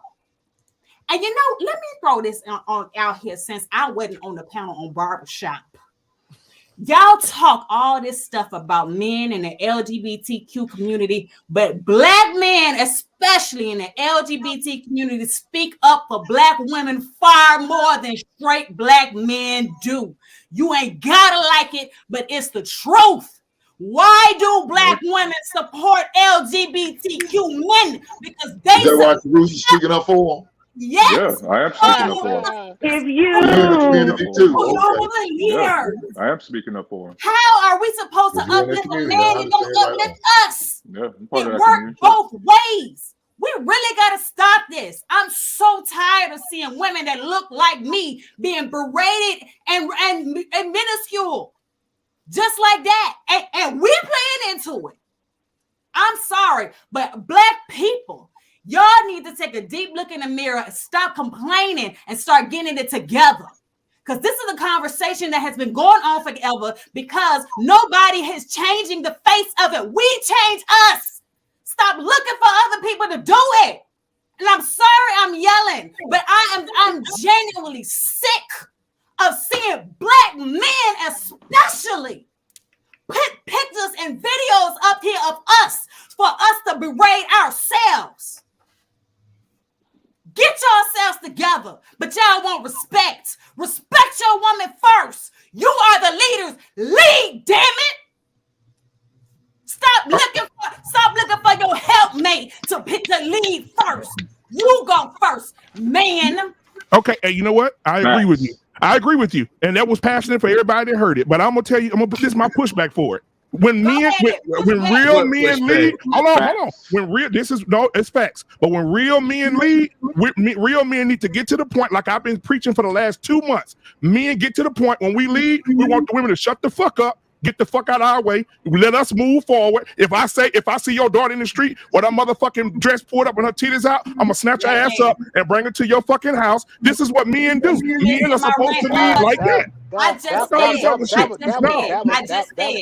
Black gay men that was real passionate. Speak up for Black women. Far more than Black straight men do. But I understand. That's why they get the support from us that they do. But y'all want to sit up here and keep dragging us through the mud and want us to look at y'all like lead us, oh great leader. Okay, but we can't even hear what you're saying. Then you'll the get pushback you got. We can't even hear it. But what? Stop dragging us. And then you'll get some respect. You can't keep dragging us and then want us to look at you like, lead us, almighty leaders. You can't lead nobody that don't want to be led. Please tell me how that works, Mr. Practical one. A man is the practical one. A man is this, a man is that. Again, I'm gonna let Trey go. But again, my pushback on the whole situation is that there are men out here, like I've been saying. If you want to stop the statistics, if you want to stop Black people from being in the situation they're in, men have to reach down and look back at their boys and their sons and raise their sons in a different way. And the way to straighten this whole thing out, where you won't hear this stuff, is that men need to create a standard and don't bend, don't break, move forward. Don't bend, don't break, move forward. Those are the three things. Don't bend, don't break, move forward. Don't get soft because she got big titties. Don't get soft because you like her and she got 4 kids, 4 baby dad. You have a standard. I'm not going to date a woman that got multiple kids. I'm not going to date a woman that's got a bad mouth. I'm not going to date a woman with an attitude. I'm not going to date a woman that let her daughters do whatever they want to do. I'm not going to date a woman that won't let me discipline her children. I'm not going to do it. I want to be with a woman that's a natural woman, that's a loving and nurturing woman. And if she can't meet those standards, I ain't going to fuck with her. Period. And leave these motherfuckers where they at and marry you a woman that's gonna nurture you, help you raise your kids. When you have kids with her, they're your kids. You ain't gotta worry about her getting mad. Don't touch my kids. Those are my those are your kids. You raise your kids. You be with that woman. You travel. You love. You nurture. You buy your home, and you be the nuclear family that you're supposed to be. And all these other women out here, we need to do some programs for them. You already a baby mama. Why do you want to be a statistic? So let's not be a baby mama again. So you make the mistake one time. We got women out here with 6 kids, 4 baby daddies. When do you learn that having sex unprotected creates children? And then you go and pick the dude that's unemployed to have babies with, and then get mad when he can't pay your ass child support. Listen, man. We gotta create a standard. Hold on, Tyrese. I'm not done. We gotta create a standard with our boys. And I'm teaching my son. I have breakfast with my son every damn weekend. Son, listen. We got to have a standard. You got to have a standard. Just because it look good, it may feel good, because she smell good, does not mean a damn thing if she ain't got nothing up here. You have to, don't be with these single mothers, because especially the single mothers today. These 23 with girls, oh hell no. We're not going to be with no single mama. She got a bad mouth. She got an attitude. Leave her, like Tink always said, leave her ass at the restaurant and get with you a woman that's going to be on your vision. On his vision, you following his vision, and y'all moving in the right direction. Don't make the same mistakes the generation before you made. I'm telling you, that's how you fix the problem right there. That's how you fix the problem right there. Any pushback on that? I'll leave it. Well, I mean, listen. While no. I don't necessarily disagree with Shushu's passionate what she I just said. don't either, but we got to I don't fix it. necessarily disagree with it. There's a lot of fact in what she said. Right. But here's the issue. The issue is that you just cannot lead anybody who does not want to be led. And at the end of the day, followership is a choice. People wanting to follow behind a certain type of leadership style is a choice. And when you start throwing incentives at people to not follow leadership, they're going to make their decisions. And I think black women as a whole have made a decision on whether or not they choose to follow black men or not. So while I agree with you, Shushu, I think there's a lot of other things, especially incentives, government incentives, that have been thrown at black women to not follow us. And the other part of this too is there's also the incentive of a certain level of freedom that comes along. We just saw a picture of a woman in the Walmart with her ass hanging out. There's a certain level of freedom that comes along with being able to choose and do what you want to do that goes against what men are saying you should not be doing. So I agree with you, but there's some of it is there's an incentive for black women to do the things that they're doing. Trey, can I ask you a direct question? And it's not a personal one. Why should women follow men? If it's not a personal one, then don't ask it. Why should women follow men who do not have the resume that said they qualify to lead? See, and that's that bull. Boy, please, Tyrus, not tonight, bro. Because let me tell you something. He's one of those dudes that won't be on the team. No, sir, we're not doing that shit tonight. We're not doing that shit tonight, bro. So the man, hold on. So the man have to have a resume. Hold on. So hold on, guys. Hey, hold on, guys. So the man, hold on, Tyrus. So the man, hold on, Tyrus. So the man has to have a resume. Yes. But I never heard you say anything about what the woman has to have coming into the relationship. You gotta have the qualifications to do the interview, right? Because you actually want that job. Hold on, guys. Hold on. Y'all stay with me. Don't nobody go nowhere. Don't nobody go nowhere. What's your qualification? Don't nobody go nowhere. Don't nobody go nowhere. I'm gonna give you the floor. You tell us what qualifications that a man should have for a woman to lead him. You go ahead. Okay, cool. First off, guys, the first thing you need to do is make sure you learn some financial literacy. First thing you got to do with financial literacy, develop a plan. Make sure you got a budget, put your spreadsheet together, and then follow through. Always make sure to pay yourself first. E-Trade, Robinhood, everything like that, because you invest now, your future is going to be good. In the meantime, while you're doing that, you got to do a gut check. What are you good at? What are you not? Right? That doesn't have anything to do with any woman, LBGT, Vladimir Putin, China, India, anybody. That's you. That's your gut check. What are you good at? What are you not? What can you improve in? What can you just, maybe I could cover it up with something else. Then after that, come up with a vision of who you want to be and how you want to be in the future. Then you come up with a milestone. Okay, I'm going to do this at this point in time. Then I'm going to achieve this at this point in time. Bam, I've reached this miniature goal. And then after I reach this goal, then I'm going to hit this. This has everything to do with education, personal gain, and making sure that you are successful for yourself first. That ain't got shit to do with a woman. That's how you do it, BM.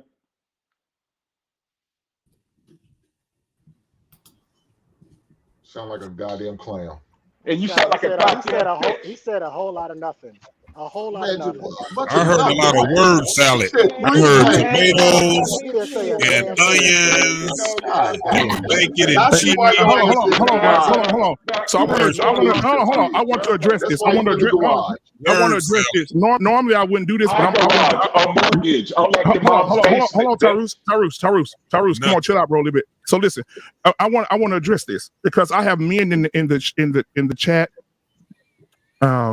and that they're part of the problem. They're part of the problem. Yeah. I'm trying to say this in the most respectful way because I can be very unfiltered tonight, but I choose not to. I want to stay godly. But there's a lot of men that should be plucked from earth, and I think tonight I should be the plucker because we have men who are just vehemently agree with Shushu tonight, which is Shushu had a lot of passion. Thank you, Shushu, for your perspective. This is not about you, baby.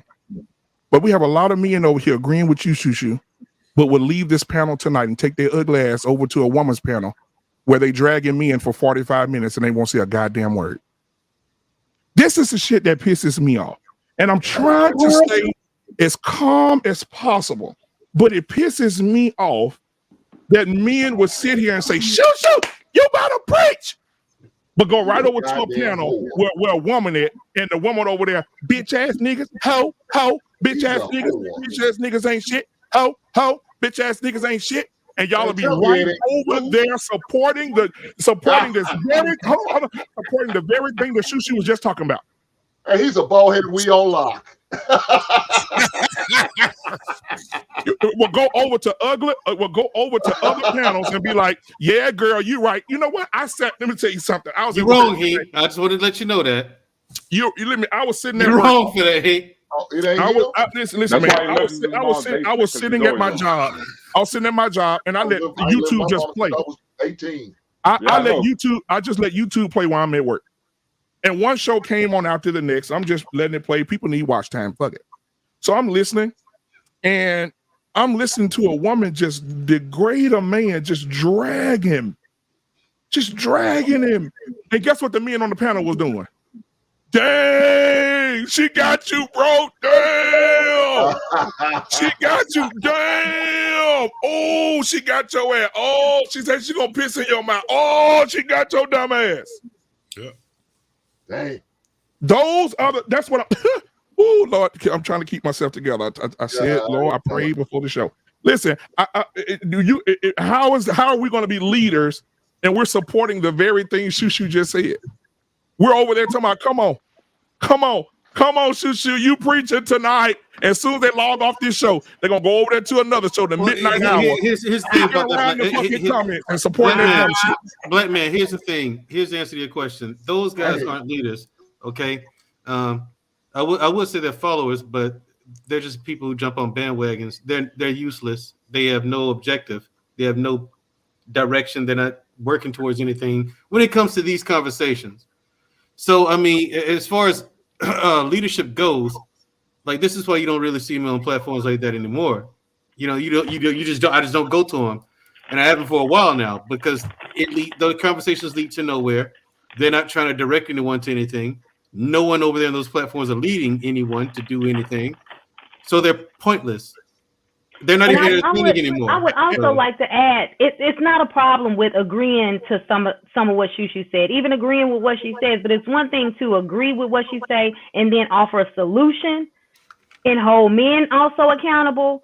But to your point, like you did, I want to call you your name so bad, but black man, it's like what you did. Hey, Shushu, I agree with what you said, but here's where we need to fix it. Let's teach our sons. Let's not repeat. Same thing Trey said. Hey, I can agree with a lot of what Shushu said, but here's the thing.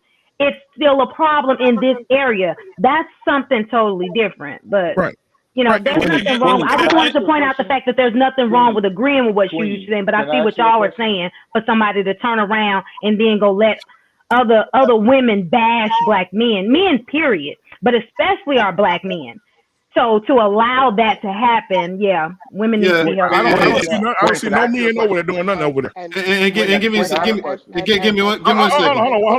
Mandrell. You know what I want to see, Mandrell? This is my vision. You know, it's Black History Month still, ain't it? It's February 28th. Yeah, it's still Black History Month. I have a dream that all you bitch niggas will go over to these women panels, and when they talking shit about men, be leaders and tell them to shut this shit down. I have a dream that you niggas will not come over here and tell Shushu that you did great, and then you up late clapping for other bitches that's dragging men.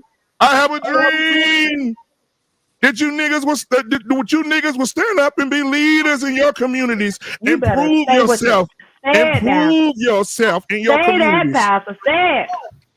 Hey, Queen, I got a question. I'm gonna do a sermon. It's gonna be called "Bitch Niggas Please." Well, he wants to know where he got the earring from. You know how I just did a breakdown and I didn't bring up women and anything? When this hold on, I got you coming here. Say what you're saying, Terus. I missed the first part of your question. You know how BM had me up there solo dolo and I just gave out a huge outline without mentioning women once? When is he going to make these other so-called masculine men do the same thing?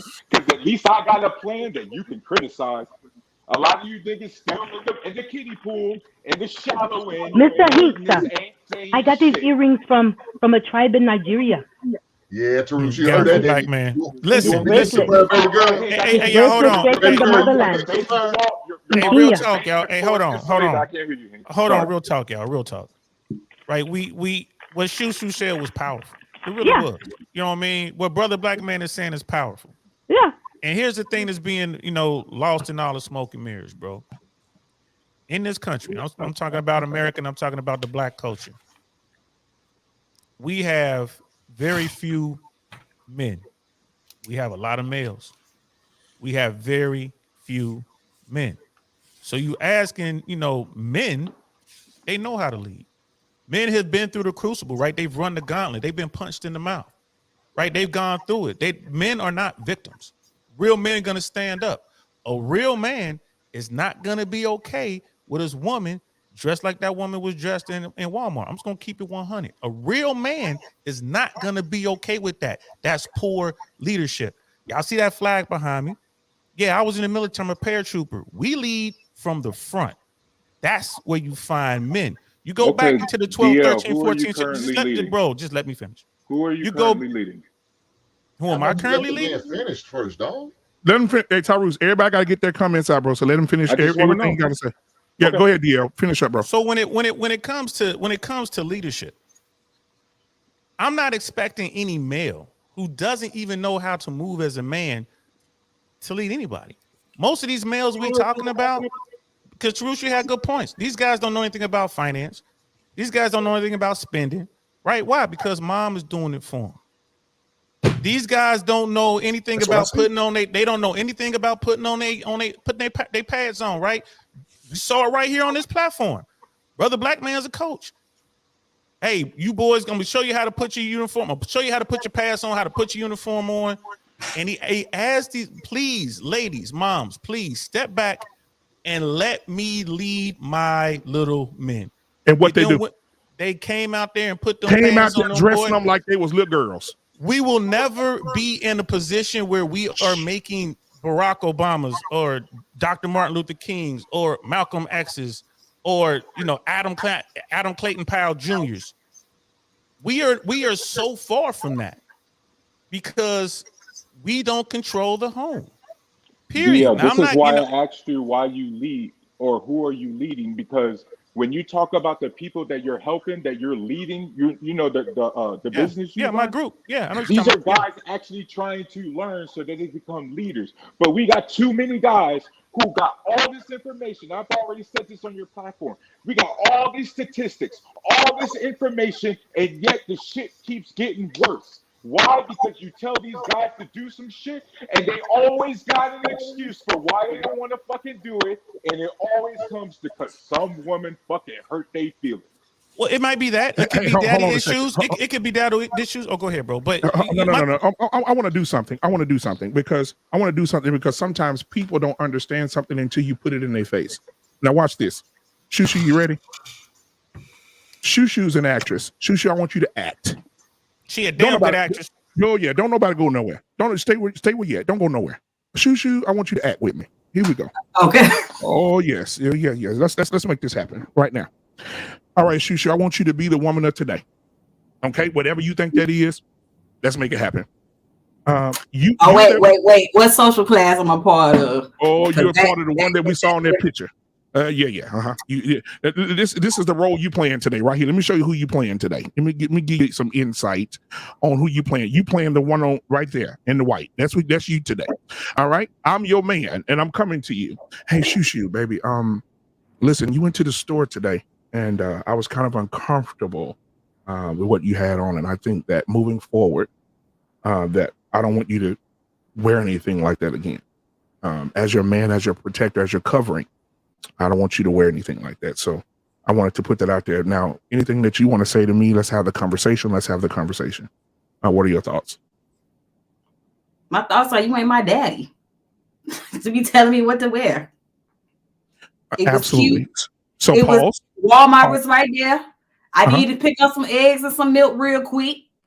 Else you would have been mad about that. So I went in there and I got it. You know those scenes where everybody pause right quick. You got your eggs, don't you? Yeah, pause real quick. Watch this. And pause. Watch this. Ladies and gentlemen, watch this. You just see what Shushu just did? Now, fellas, this is what your response should be. Well, baby, I understand that you said I'm not your daddy. So what I would like you to do is I want you to do me a favor. Can you do me a favor? What's I that? want you to go in the bedroom where we sleep and where we share a home. And I want you to, I know I'm not your daddy, but I want you to go live with him. So get your shit. And I'm gonna help you take it to your dad's house. Is that okay with you? Hold on. First of all, No, I ain't I'm going not gonna nowhere. argue with What you mean? It's not gonna argue with you. I've already the Uber's on this way. You ain't put me. I ain't going. You ain't putting me out. Ma'am, I no longer can be your covering because you keep shooting holes in the roof and the rain keeps coming in. I need you to leave. And you supposed to fix it. Yeah, Ain't goodbye. you supposed to be, you know what I'm saying, to Bye. fix them? Have a good night. That's what you should do, man, right there. And see. If she can't follow, Cue the crying. True. You was supposed to cue the crying and tell Tyrone he wasn't supposed to leave. And black man, you can't make Shoo play a booger wolf and you don't be Tyrone. You know Tyrone is not with Michael. Yeah. Tyrone, I mean Tyrone ain't with. You know in real life you're not saying the word covering, bro. You can't have a Tyrone, a Michael or Jason with a booger wolf. Jason don't date booger wolves. No. You a lie because I use this with my daughter all the time. I say I'm your covering. And the covering is what I taught you. When you uncover yourself from me is when you go do what I told you not to do. I teach my daughter this all the time. So if my daughter go out and do something stupid, and you're under my covering, that means you no longer want to be under my covering. You got. No, but I don't think that's what she was saying. At least I didn't take it that way. I thought she was saying that you to even be with someone. Vaughn, you want to come up? I'll send you the link because you can get this smoke tonight. Because I'm sick of these niggas that be over here talking about my shit, but be over there on the women panel supporting and clapping and shit. I'm tired of this femininity ass shit. But real talk though, real shit. I'm tired of this feminine shit. You want to bring your ass up? I'll send you the link. DM me, Eric. If you want to smoke tonight, I'm gonna give it to y'all. What happened? What happened? Yeah, it's in the chat. All this one-sided conversation. Hell, Devon, come on up here. She was crying. They turning up in the chat right now. They gonna get this shit tonight. Hey, listen, y'all. And when they come up, and brother Clarence, you want to come up? I got a link for you too. I sent it to you. You can drop me down to make space when they get here. But here's the thing, y'all. Here's the thing. There is definitely a lack of leadership. Shoo is 100% right. You got these males out here, and it goes to what Brother Dusto's always talking about, and a little bit of what Terus is saying tonight. You got guys who are victims. The first thing about being a man, and Brother Hink, I think you had it on, was it your show or this show when you're talking about manning up? What does it mean to man up? It was on my show. It was on your right. You want a man to man up, but when he tell your ass what to do, you mad. And that's the point. Man up means you're not gonna wear that shit no more. It's disrespectful. You're disrespecting the family, and you're wearing it in front of our kids. You're never gonna wear it again. I don't want to see it no more. But then when you do that, he controlling. It's a difference between being controlling and taking control. Right. When you look at Erykah Badu, you got Erykah Badu with her daughter with their butts out. Man, listen to me, brother. But you need male leadership. Now, my point is this.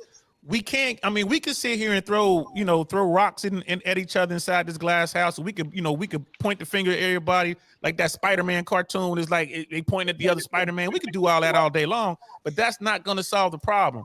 The problem is these males need to learn how to be men. Men need to step up, bro. And people, this is my little tinfoil hat moment. I hope China do get Froggy and fucking Leap. I hope they do go after Taiwan.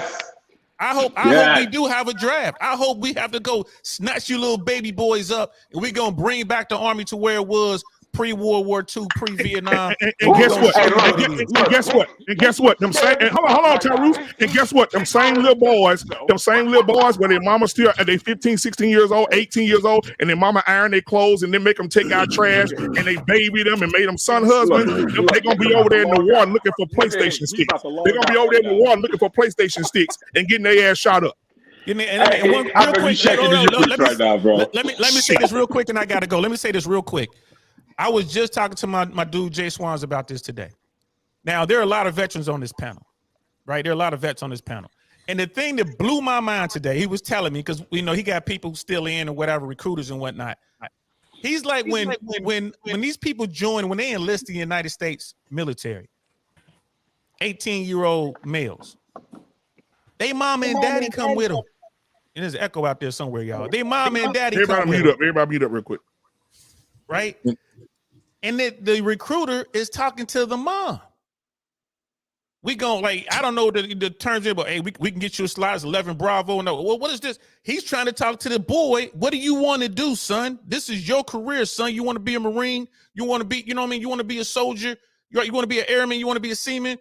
They talking to the mom and the parents, or sitting here talking to these dudes, and they trying to sign their life away to Uncle Sam. Which and then mom is like, well, I just want to make sure he's not gonna have to go to combat. I don't want him to be a combat soldier.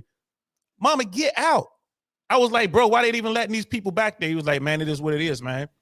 All these young boys, these young males who've been with these parents, these bulldozer parents and these hovering parents, they have no idea what they're doing to these kids. They are destroying these kids, thinking they help them. And one last thing before I go, I got a friend whose daughter was really good in school, straight A's, dean's list, sports activities, all that. She's the one. Gets into one of the best schools ever, best colleges ever, goes to the college and then flunked out. Why? Because mama was doing all that work, all that AP work, all that college prep work. Moms was doing it. Then she went out to the real world and she doesn't know anything. DL, damn all that. I'm talking from an adult experience. My daughter, mama, she going to college. Mama, hey, can you fill this out for me? What? I looked over. I said, it must be Comic View. I said, your mama not finna fill that out. You know your damn first name, last name, your social security number, your address. Sit your ass down and fill it out. We're not finna sit up here and baby you. No. Because if we baby you now, the world gonna eat your ass alive. Like Mr. Bennett said. Mr. Bennett said when his daughters get old enough to work, they working and he ain't paying for nothing else other than what they need, the food and whatever else they need. But other than that, things that they want, they gotta work and get that shit from 16 up. Let's go. Let's stop babying these fucking kids. That's why when these boys go to war, they're gonna be on PlayStation sticks. And I swear to God, you send these girls over there, they're gonna be doing their hair behind the hood, getting shot like a motherfucker. Hey, you real talk. I want to hear Shushu. Oh, they're gonna target. Ow. Hey, Shushu got one more speech. I want to hear this speech and then I gotta go. Shit. Yeah, go ahead, Shu. I'm sorry. You know, the original topic was, you know, what is a man, what is a woman, what is masculinity, what is femininity. And I think it's safe to say that in our culture, we believe that the man is the leader, he's the head of the household, all of this, right? Malcolm asked Martin, are you not a man? What were you not given that by birthright? Mm-hmm. Then why is it that you're fighting so hard for validation from the white man to validate that you're a man? I ask Black men, are you not a man?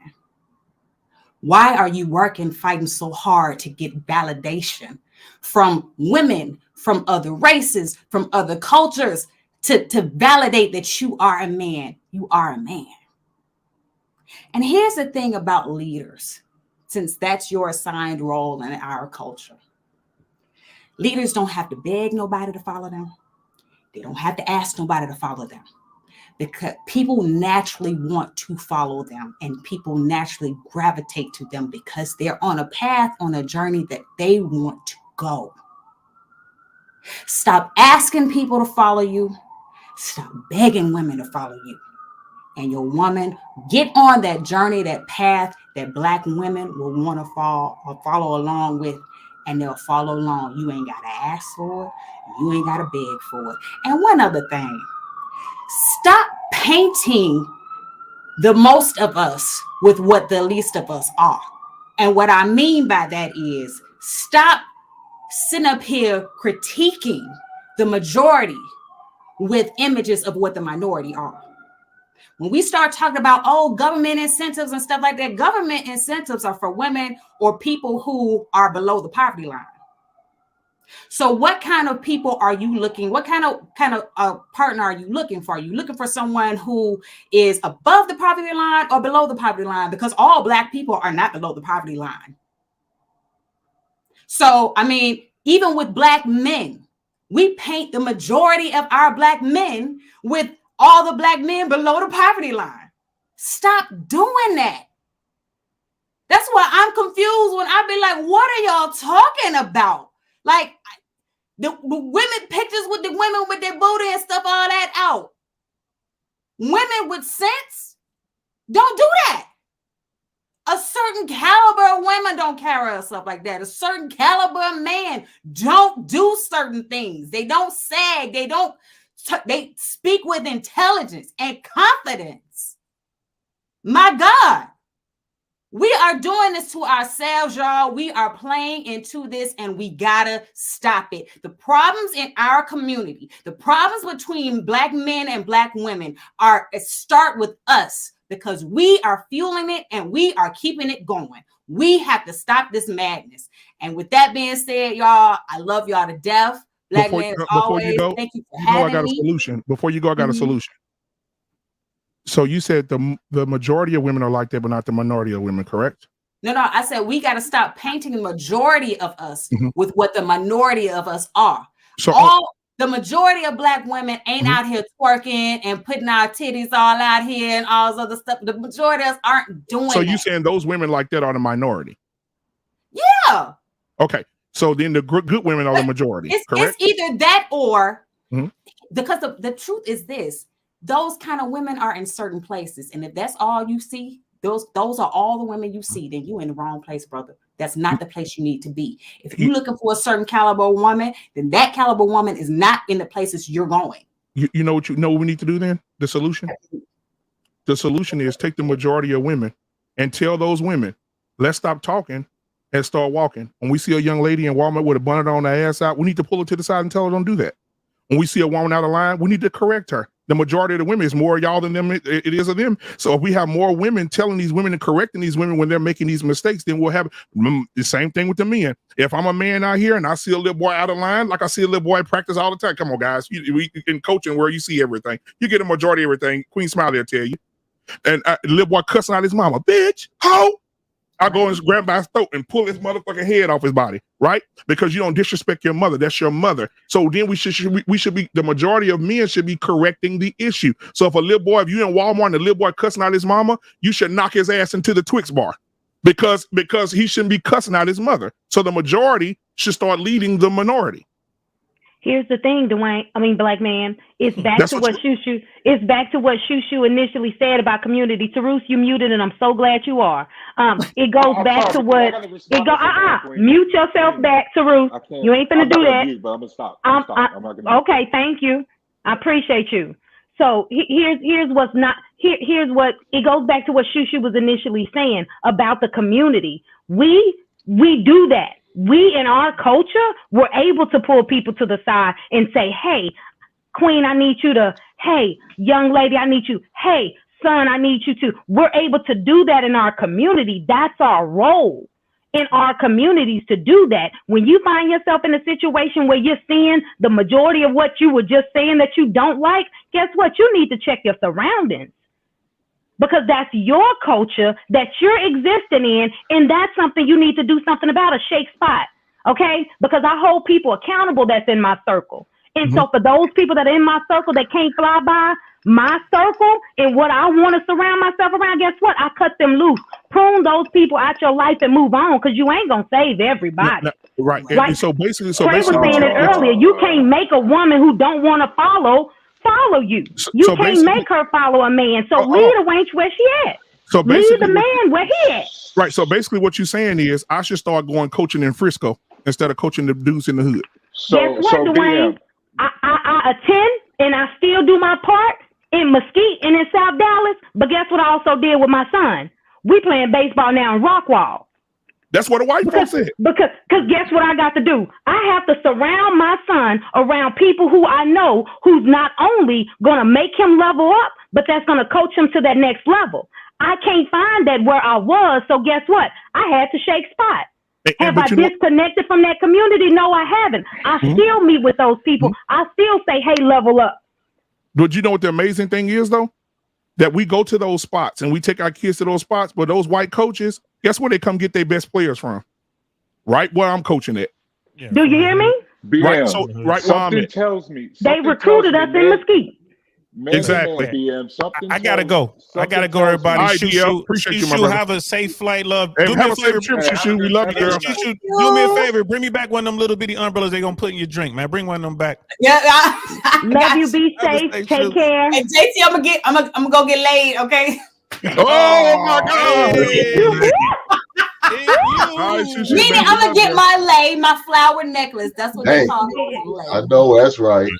We love you, Shushu, man. Have a good trip. Hey, Mandrell. Hey, good And night he to got to the, go hey, too. good We night love to you the too, panel. Mandrell. Have a good trip, bro. I mean, have a good sleep or whatever you finna go do. But Yeah, good night to powder the panel. yourself up. It's All an right. honor to be with all Cheers, y'all, man. Good night. DL. Let me on Thursday, Dre. All right, so brother Clarence just came in the building. Brother Clarence, what are your thoughts?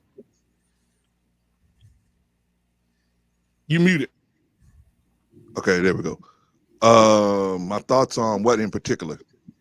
Everything that you was commenting about in the comments. Well, I felt like, you were saying a lot of stuff about women.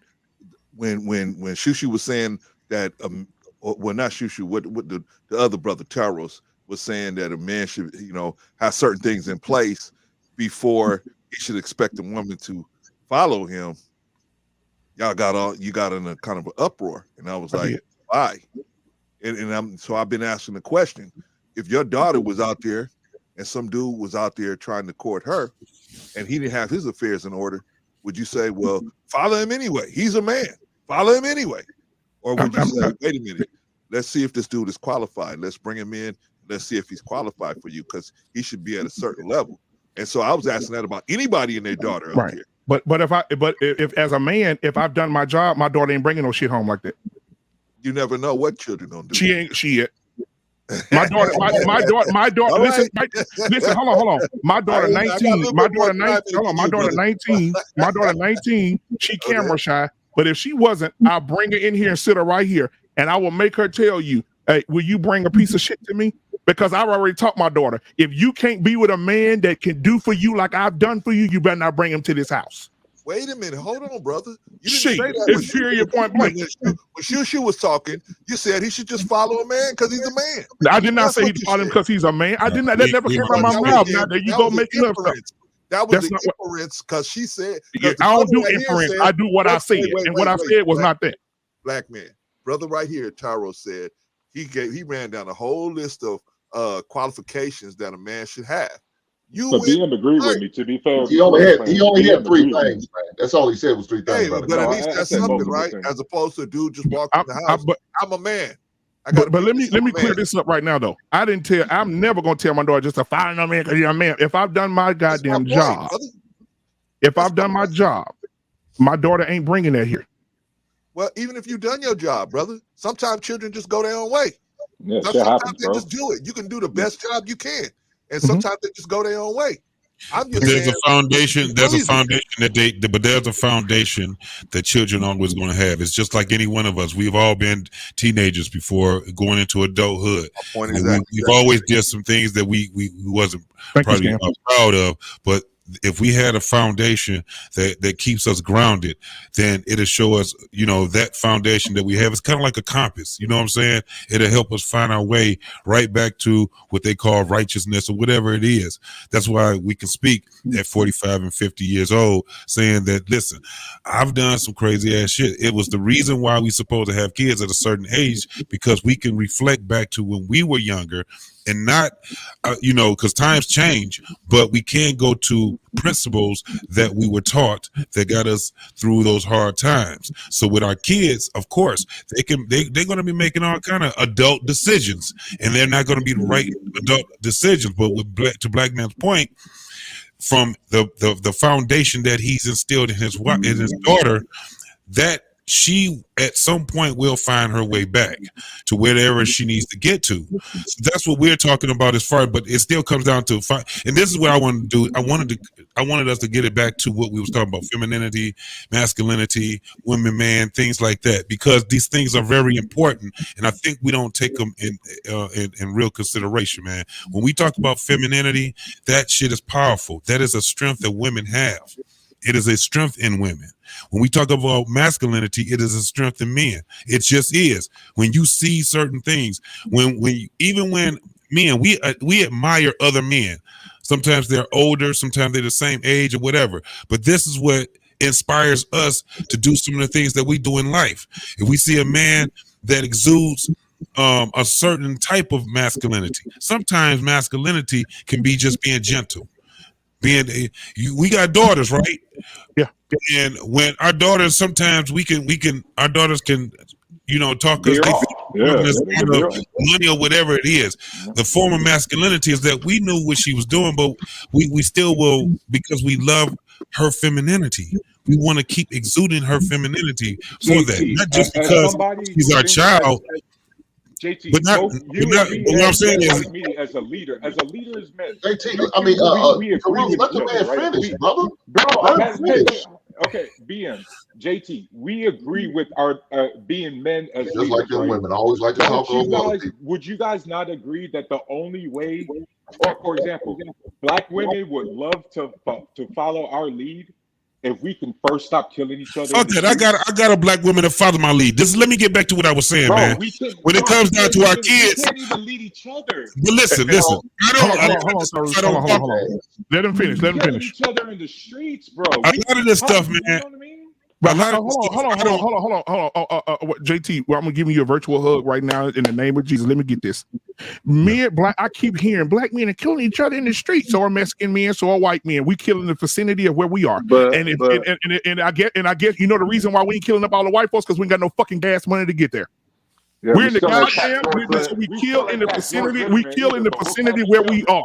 We cap each other. Who gonna walk 30 miles to rob a white person? Still walking the streets. All these stuff but black man, the irony of what he's saying, black man, is Tyrus, you literally saying the complete opposite of what Shushu was saying. You're focusing on the minimum. No, I'm focused on the man, bro. No, but what I'm telling you is the majority of us ain't out here killing motherfuckers. I know. Exactly. Okay. I know. So hold on. That's what you're focused on. Why are we focusing? But hold on. But it flips back the other way, because like black man put the picture up of the chick in the Walmart, right? Right. I can go to Walmart, and I got a hood Walmart over here. And I guarantee you, 8 out of 10, 9 out of 10 times I go there, I would not see a bitch dressed like that. Agreed. So we can't act like that's the norm as well. Does it happen? Yeah. But Tommy, the reason why people take pictures, hold on. Let me finish. The reason why people will take a picture like that is because it's not normal. So we can't sit here and act like somebody walking through Walmart like that is normal as well. And I think part of what Shushu was saying is, like, we take stuff like that and we have conversations as if every chick walking down the street is walking like that. It's just not true. Tommy, you would agree with me that black men 8 out of 10 times aren't sagging their pants out in public, right? You would agree with me, Doug? So hold on. So it's okay for your wife to have on a bikini, but it ain't okay for a man to say, "Oh my God, let me go to the bathroom." Again, we trying to put the context around it, BM. You see, this is the problem, Tommy. I'm going down the rabbit hole just like these guys. But I'm the one over here telling you guys not to, or telling these people not to be doom and gloom. And yet everything is fucking hardcore sanctimonious, fucking the world's gonna end kind of bullshit. Like, damn, bro, like, y'all make me want to not go outside. Well, it's not as bad as people make it, and it's not as good as some people try to make it. It's always somewhere in the middle. You know what I'm saying? And I think part of it is you get some people that get frustrated because they run into some of these problems, and then they just overemphasize the problem. And then you get some people who, got lucky enough that they first and second chick they talk to, snapped into place, and in their head, everything is, flowers and roses. But so I think you got two extremes on both sides. You got some people that think, hey, it ain't no problems out here. You got some people that think that every chick out here is a demon. Tommy, look at the stats, bro. More and more men are committing suicide. Oh, yeah, self-deletion. Sorry, BM. Oh, I'm really sorry, bro. Self-deletion. They lonely. All this crap is going on. But like every single time we get on these panels, it's always the women's fault. And I'm like, man, when are we going to start? We never talk about it's just the women's fault, dog. We always on the man. What are you talking about? Versus masculinity. Like, bro, I'm not a woman. Black man, is that the dude you talking about that went to that woman channel and bitched all the time? He's hey, listen, I'm gonna say this. Tyrus, hold on, Tyrus. Give me just a second. Just a second. It's either damn if you do, damn if you don't. Let me explain why. Yeah. When I first started YouTube, it was you attacking the women. I'm gonna use scam likely. You attacking the women, right?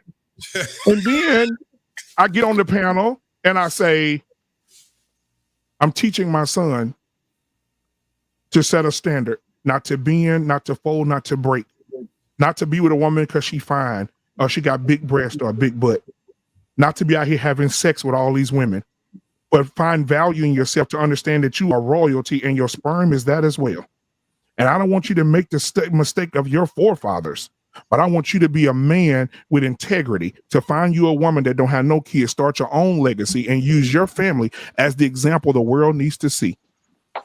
I told security boss yesterday, I made security boss pull out a pen and paper and write this down yesterday, ladies and gentlemen. I said that marriage is the foundation, sex is the journey. The reason that sex is the journey because everything comes from it. You create life, sons that will grow up and when you die, he takes your place in the family. When he dies, his son takes place in his family. And I told my son, the only way that happens is that you marry this woman, you have sex with this woman, you get this woman pregnant, you have a son, then he has a daughter. That daughter meets a man, they have children, and they go on, so on and so forth. So I'm teaching my son that guess what I get?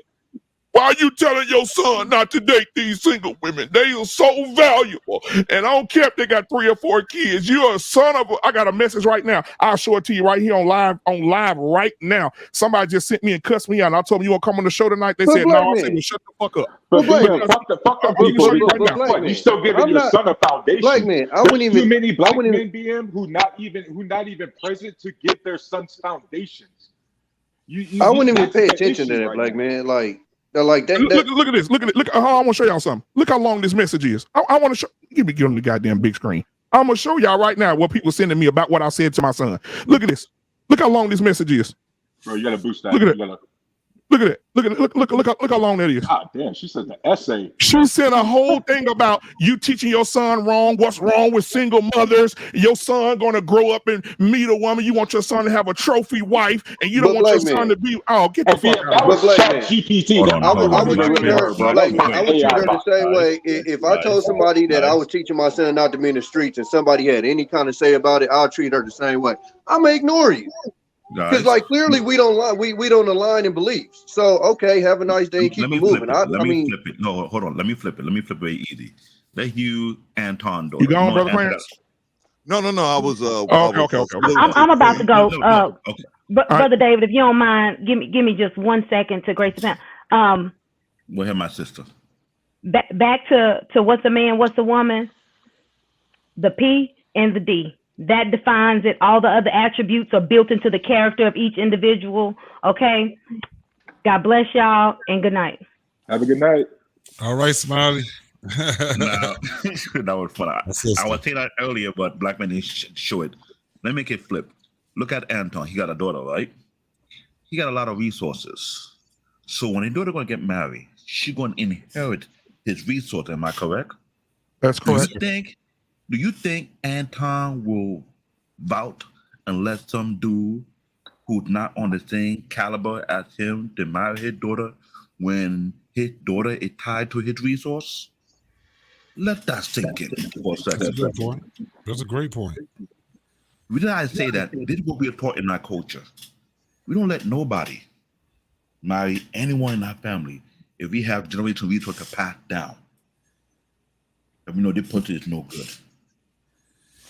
How many times you see a mirror say her husband was vetted by her father and a man in her family and in the community?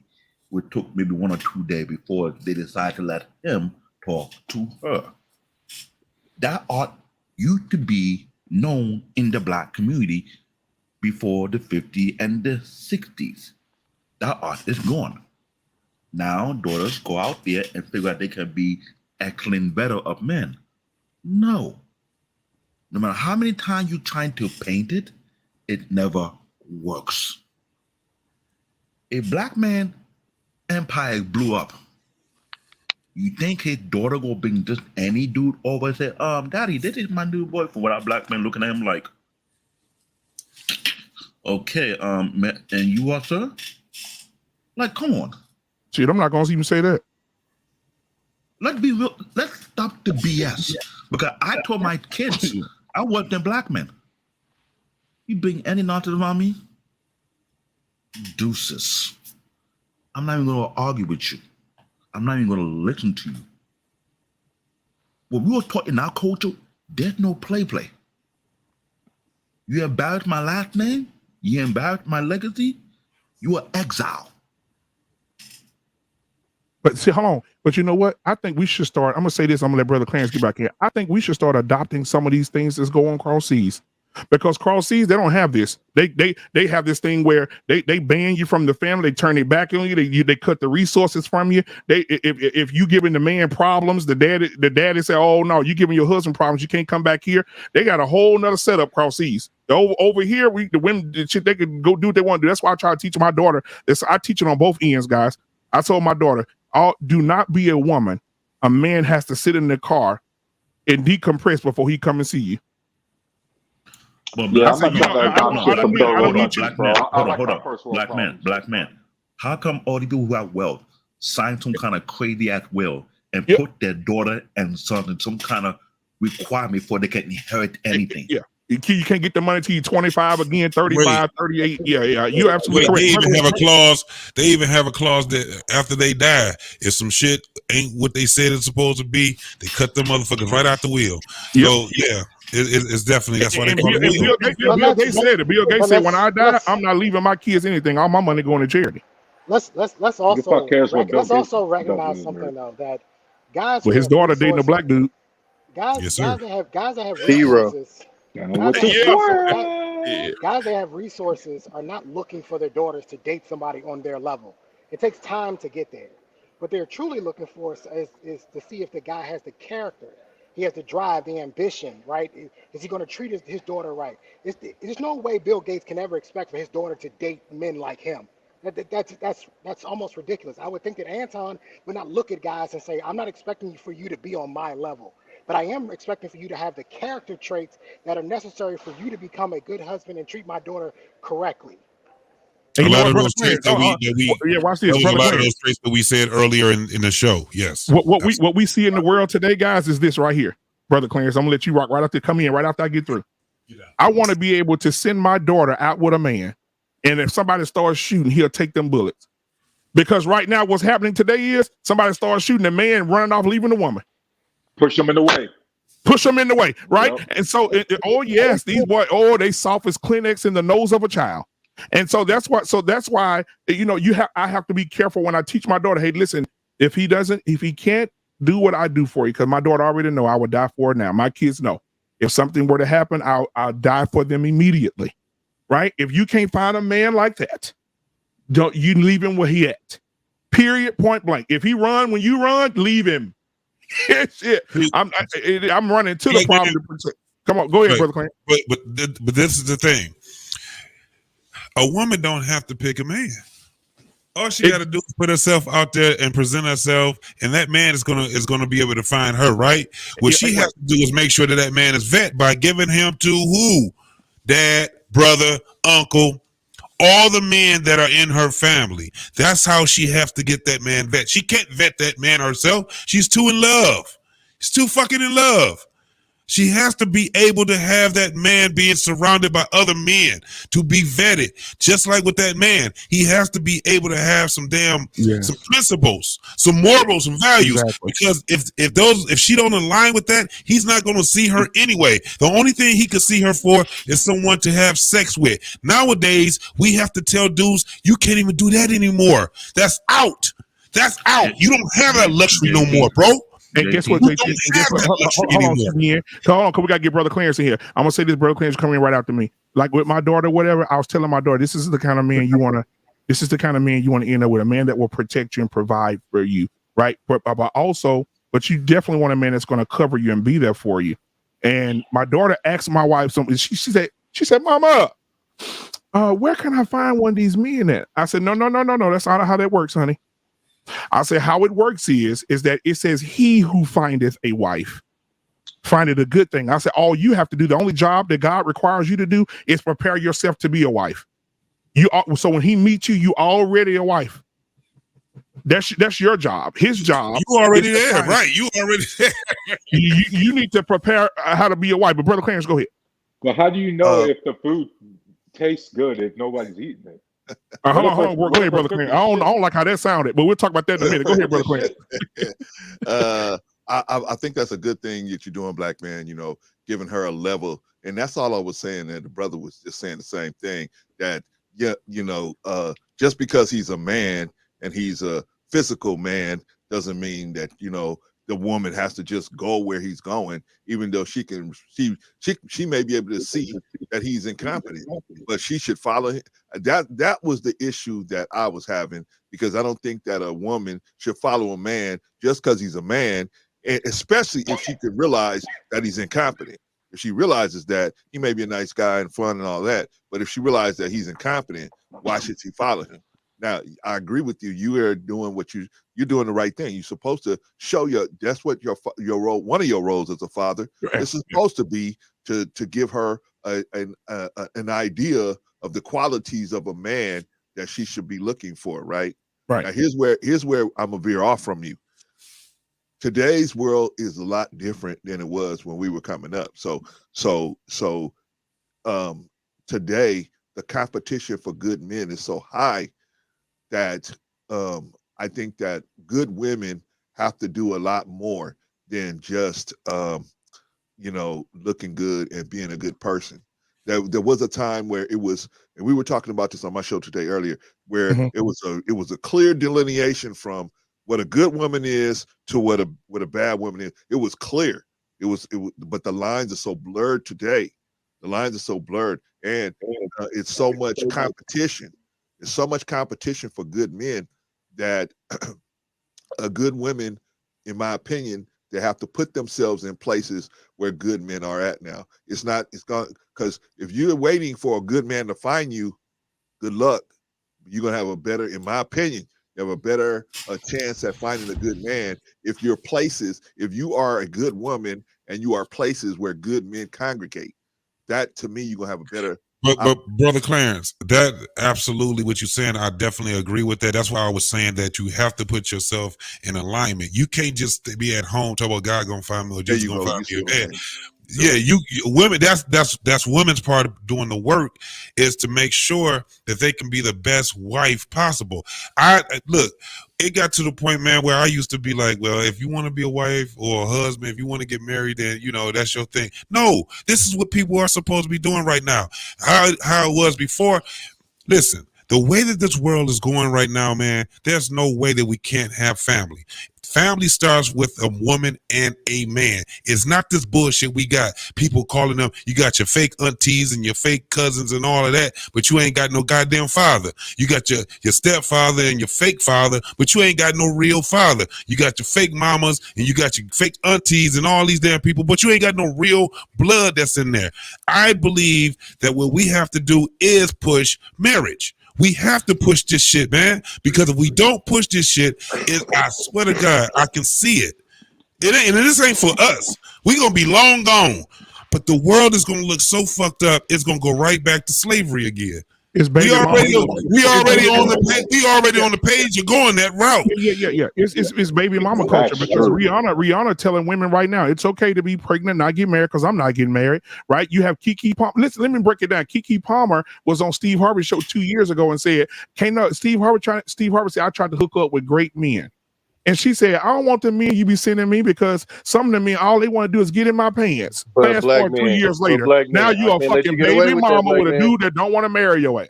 But black man, hold on, I can't let you get away with that, because these black women read the fuck out of Sierra when she came out with that fuck ass song. Oh yeah, these black women ran her ass to the ground. So when I seen that, that's why Shushu makes that argument and stuff, that just because we see these what looks like the majority, that right there alone showed you that that's not how most women feel. When they got on Sierra ass and was like, no, bitch, you got what we want, and you trying to tell us to go the opposite way, that right there showed me, oh, wait a minute. All this doom and gloom, like Tyrus was saying, that motherfuckers is pushing out there, it ain't real, bro. They literally sat there and told this, bro, we want husbands. We want men. We want what you have.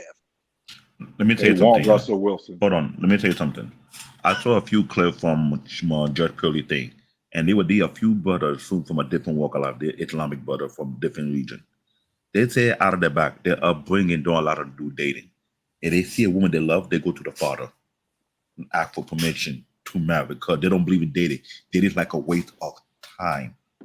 They will meet the father first, talk to the father, and tell them why they want to, what they believe that they can do best, what they believe they're the right candidate for that woman. That art is gone. Dating is not for our community.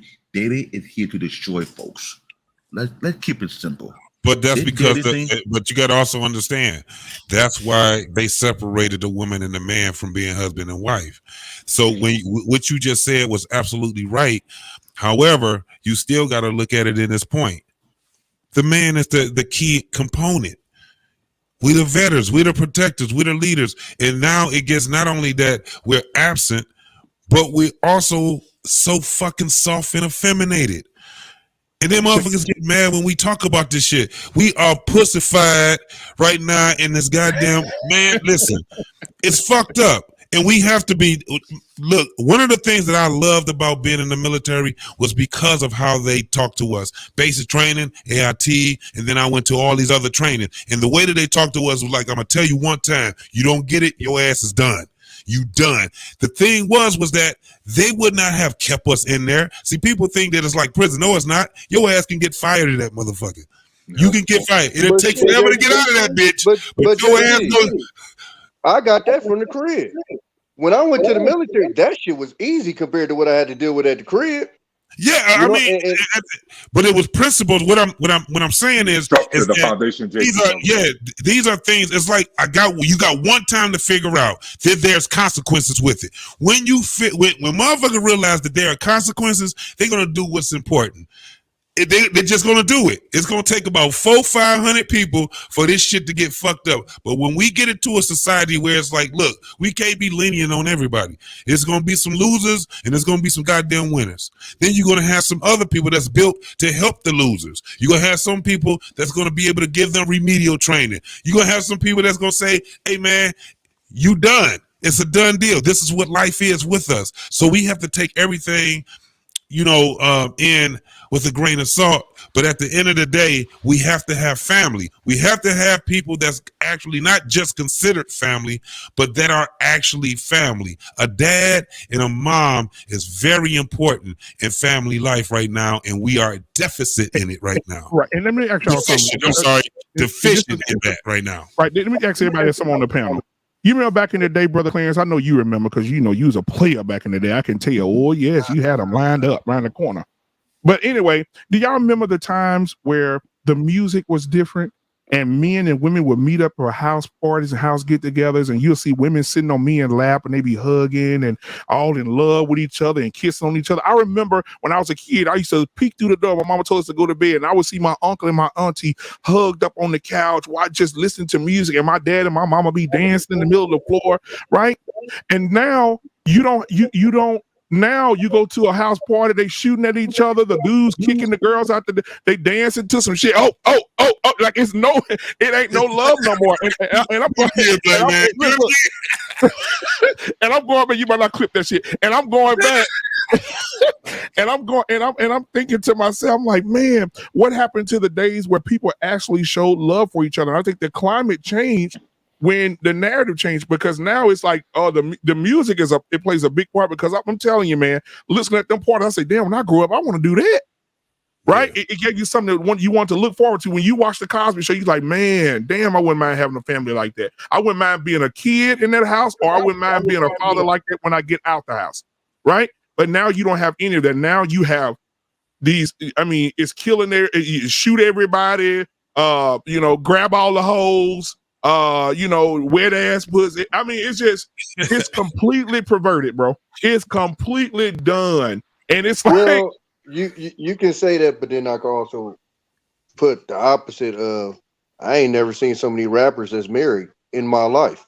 We didn't grow up with rappers that was married. Ice Cube the entire time we knew him, and we never knew this nigga had a wife. Yeah, Ice Cube had his wife. You didn't know he had a wife. We got old, way older. Even beyond that, the Hoopers, LeBron and them, posting, like, so I can also make a counter argument that it's also being put, even, to the point to where I think we had this conversation on the sports show, the NBA playoffs where they just showed dad after dad. That shit fucked me up because I'm like, this shit is like, It is, and they highlighted that shit. So, I think it's a mixture of both. I honestly think that it's starting to come back around, to be honest with you. Yeah, I hope so, man. Because like I said, we losing it, bro. And these dudes out here now, man, they just they on some other shit. Like it just be. That's why I they wanna said, skip bro, the when I seen them process, man. females' reactions to Sierra, that right there alone showed me Gave you it some ain't as hope. lost as we think it is. Yeah. Because Right. them Gave you some hope. bitches read, heard the like, hey, that song ain't coming out. I can tell y'all that right now. That song We is got still. too many dudes that want to skip the process, bro. This is the big problem right now. At the end of the day, I want to argue about the kind of foundations. Right now, we arguing about too many men not having any foundation. They not getting any sort of example right now. And that starts with us because we are men and it's up to us to break that cycle. We can't ask anybody else in our society that we built to break the cycle but ourselves, man. Now, I'm Tyrese, I have a telling you, question for you. I have a what's up, question man? for you. If you were, say for instance, you're a father and a husband now, right? This for every man on the panel, right?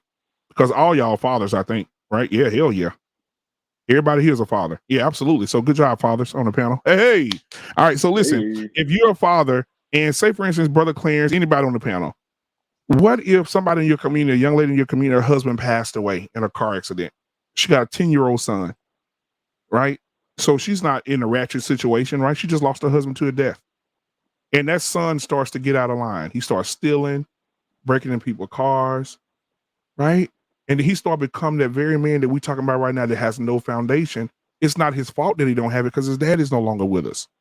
What do we do with that young man? What do we do with that young man? Do we pull him in? Do we shelter that young man and teach him the ways? Or do we say, you know what, that ain't my kid? Because that's what we at right now. That's what That's we where do we at because right that's now. what Men are saying that real ain't my G's child. do. I'm sorry, that's an Can automatic. I explain what we should do? That's Yeah, go ahead. obligation, bro. Hold on, Of Tyrese. course, because it takes a village to raise a child. That's not even. I don't even think about. Right, That's right. not Now watch even Brother Clarence. Go ahead, Brother Clarence. Go ahead, Brother Clarence. Okay. I think that as men, right. This is some of the things that we're gonna have to do. If you see a young man and you can get close enough to him to give him some guidance, then you should try it. You should try. You should at least attempt it, right? Because that's gonna fall on us as men, man. We can't expect women to try to raise these young men, especially women, widowers, and stuff like that. We can't expect that. So that's on us.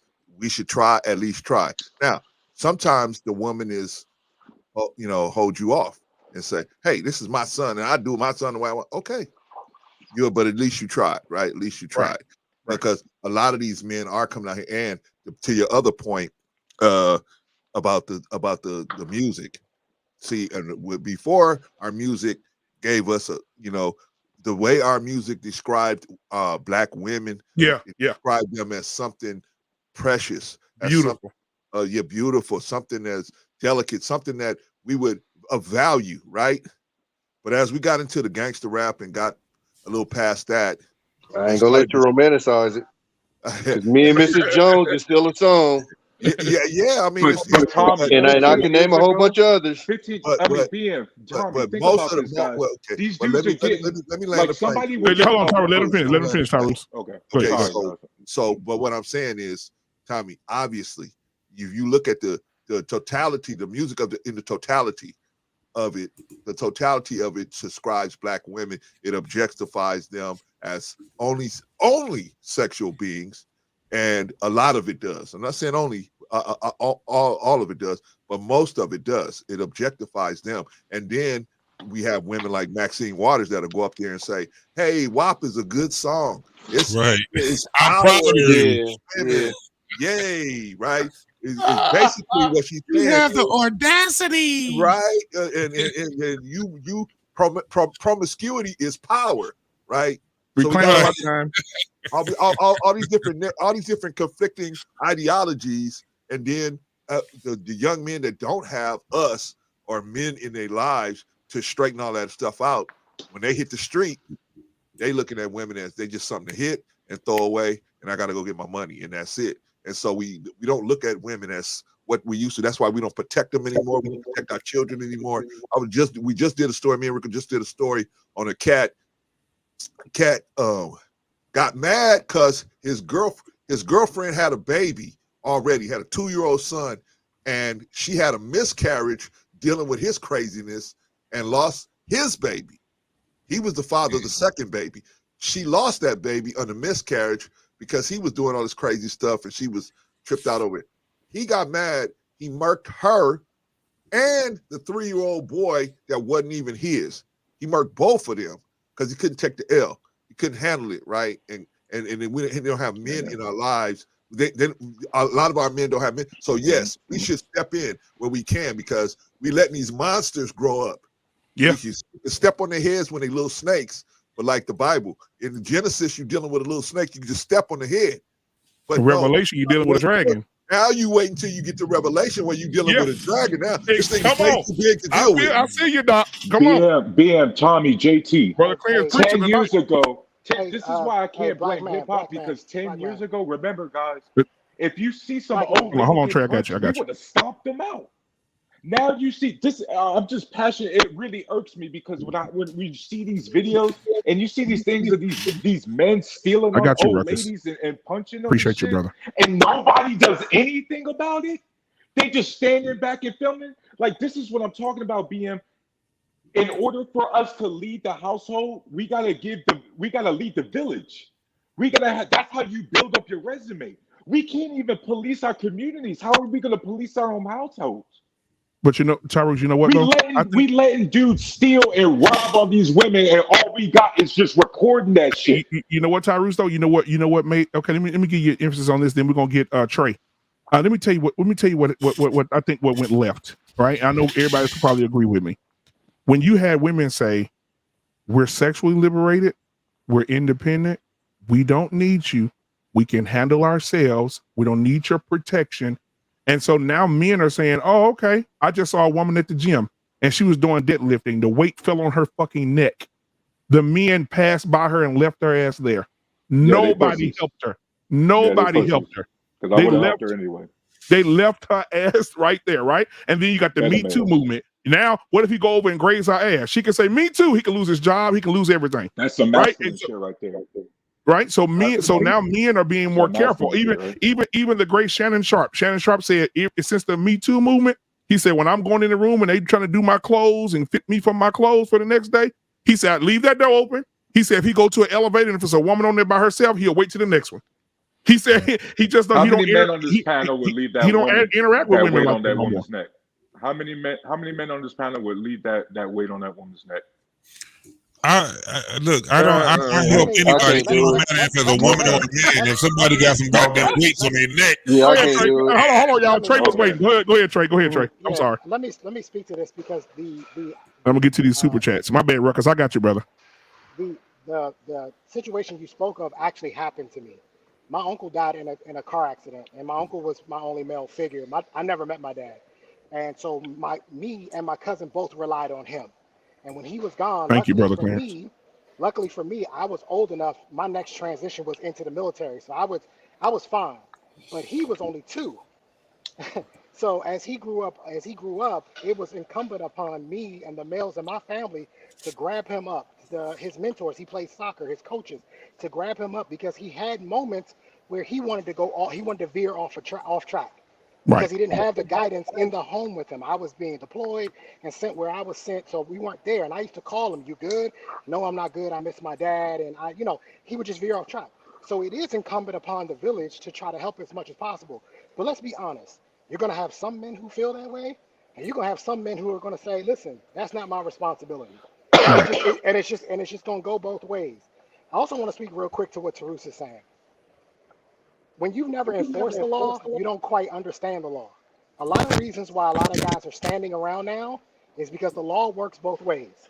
If you see something happen to someone and you stop it, fine, you're good, right? You'll be protected under the Good Samaritan law. Let me get your final thoughts. But if you take it too far and you assault that person, You getting arrested too.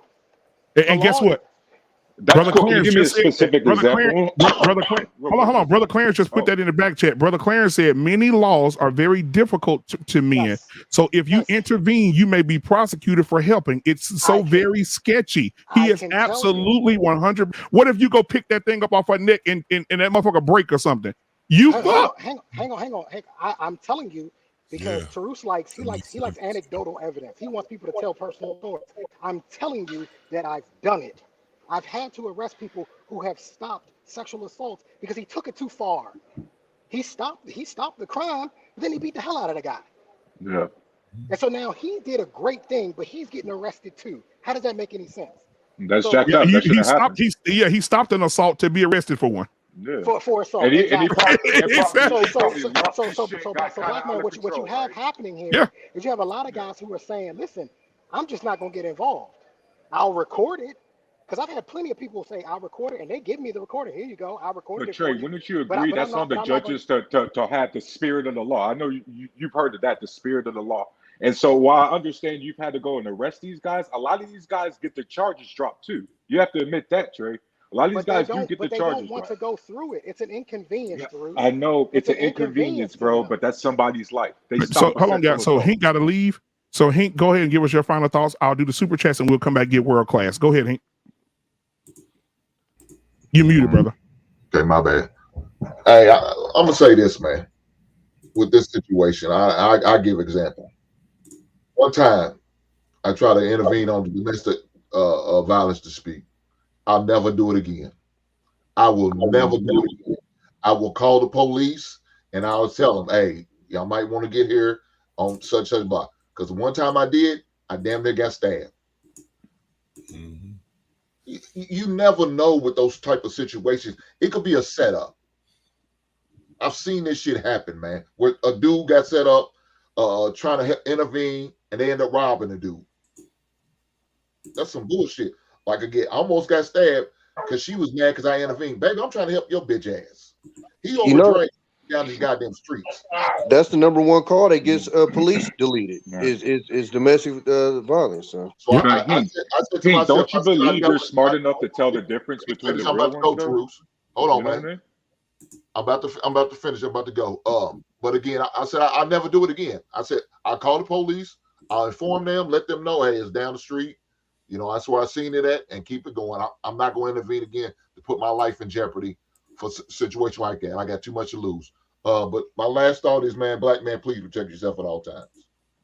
You know, whether you have to get in somebody's Zoom meeting or you have to get on somebody's couch, protect your mental, protect your health, your well-being, man. High blood pressure and diabetes are the biggest killer amongst black men. So make sure you do what you need to do.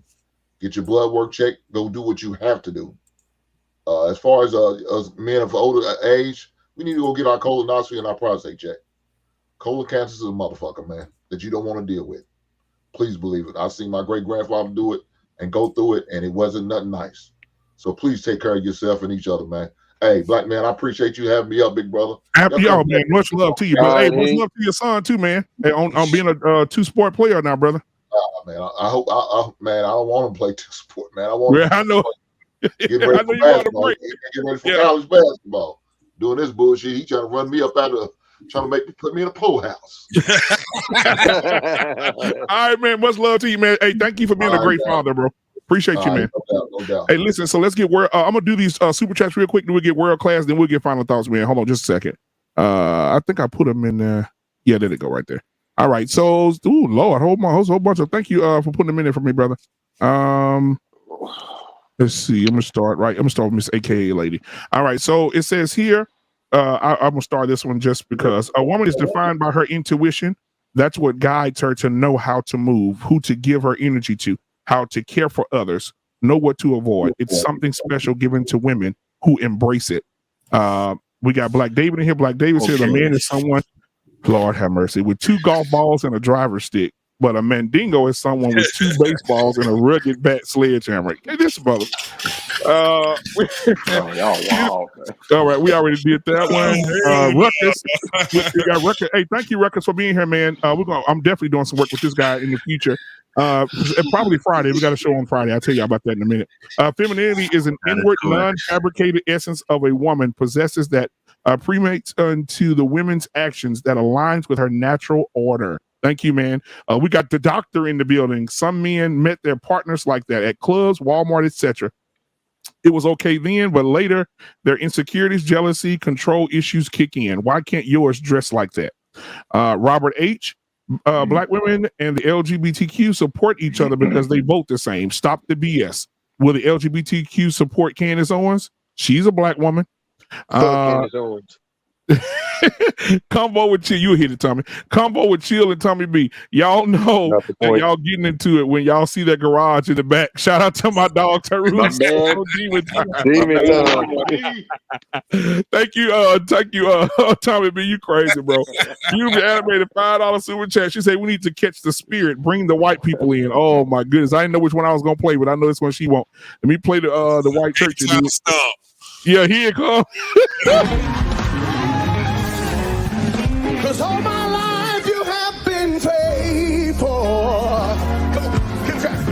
And all my life you have been so good. Every breath that I am I'm gonna see the goodness. Watch the blue dress. Okay.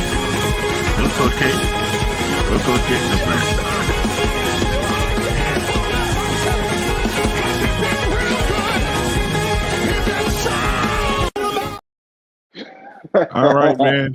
That was. I know she. Hey, for me. Hey, black man. I gotta ask Tyrus one question. Please tell me that garage is insulated. Nigga, you in Ohio. I know it's negative 75. You're the white man. I finally got this big ass space heater, bro. It feels great because I got this. I was about to say, because god damn. All right, man. So we got World Class in the building. World Class. What's going on, my brother? What's your thoughts on tonight's show, man? Then we'll get final thoughts from everybody and we'll wrap this thing up. Go ahead, my brother.